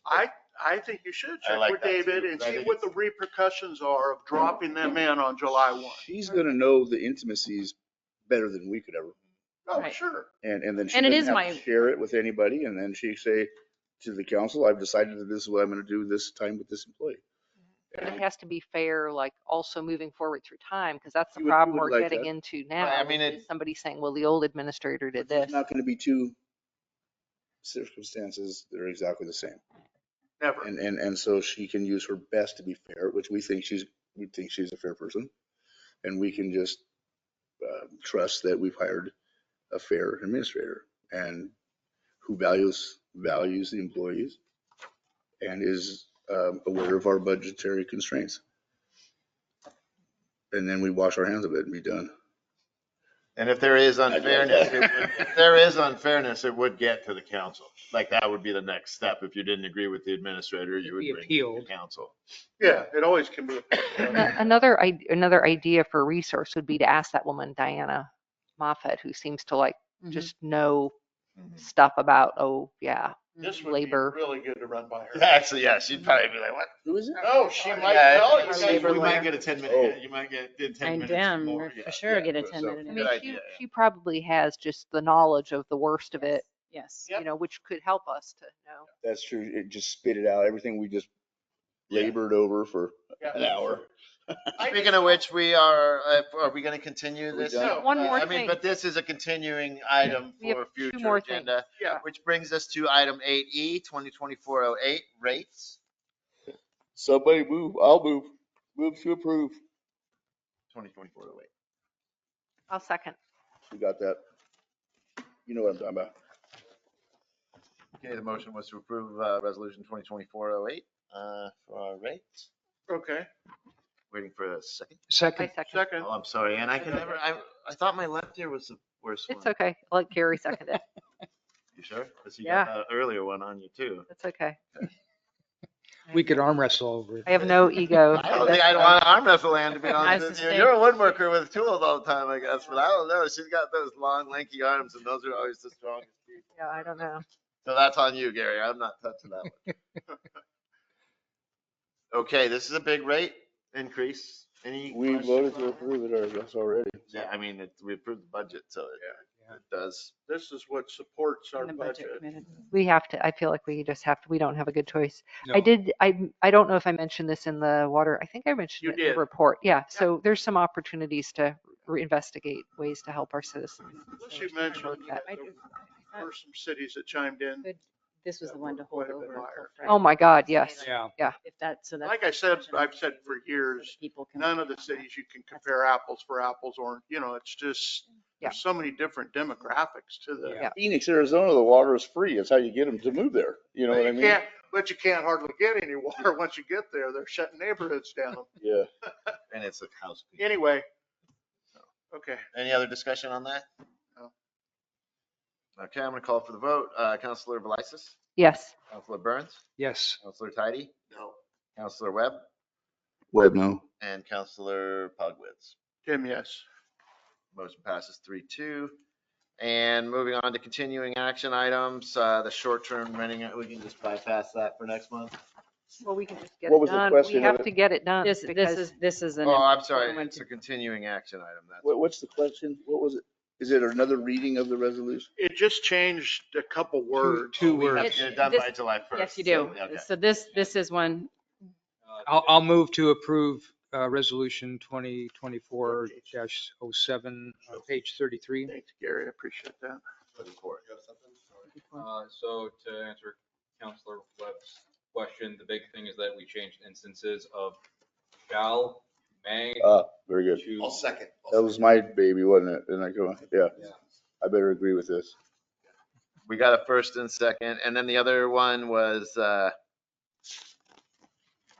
other one was, Michelle, and there then, was another You pretty. know what's really super There's two cool? of them. oh, it's May. It's May Shall and instead may. of shall. It's, Yeah. Mhm. the city administrator may inspect instead of shall, Right. and then shall. What's really good, Joseph, moving forward, when you do something like this, is if you have the old one, or it's on It is here there. and it's It says, red. it says Is it? current wording I don't and know. what it has, and then replace with the following is the page 34. So it's two shall to mays. Yes, So it's two so- shalls so- to may. The way that, well, okay, I'll talk, we can talk about it later. It's just there's a line that goes through the old one. Yeah, it's the and red. or Oh, version. oh, so you want different to, Color I link, see. Okay. right there with it, so you don't gotta kind of go back. Red line. Yeah, it's It a does. That- version. It looks good. struck through. Thank you. I just didn't see it there. Mhm. I don't know why, because it's midnight. Also, you may not have a color copy. Oh, that might But be it. it's not struck. Save that color ink They're all for the black good and white. people. Yeah. You should. favor Okay, so color. any discussion on those changes? I think it works. I just want to underscore that there is a valid reason to have to inspect, to verify the number of rooms that are being rented, especially in some cases. So just want to, I know we have a capacity, and so I'm all for this change and being flexible, but I think there's definitely going to be some cases where I hope that we adopt this with the sense that we're being practical and prudent, but that if we want it to actually work and we want to gain the revenues and all the benefits, that we have to you know, at some point actually have the cojones to enforce it. There's gonna be, yes, there's gonna be times that we're gonna have to do the smell test and we're gonna have to Yeah. do a little investigation. There's no doubt about it. Speaking of smell tests, the jacuzzi thing. Yeah. How did we make these folks aware of the, so they're supposed to drain it Right. between guests, right? What? That's what part, that was one of the that big was one of the issues. things. That's probably why they burn up 40,000 gallons of water. And the problem was is that we were at a water shortage. Yeah. And we were requiring them Drain to it? change out the water. And it's possible that I might know somebody that maybe has one of these things that's never heard of it. Well, I'm I'm not just a saying it's hundred, possible. so I tried to research that after we had that meeting and I don't know that I was able to find it. Oh, It it went away? No, I don't know that I was told Was it a thing. existed, but I don't know that it is a thing. Within the state rules. Within the state regarding- rules, we don't have a rule. So I haven't seen a rule in our stuff looking through it. I haven't No, seen we anything don't, with we don't, jacuzzis. but I it haven't would seen be a it. question state was- health and That's like safety a health code. OHA Yeah. thing. It put, so it created conflict between our water policy Uh-huh. and the state's requirements for short-term rentals.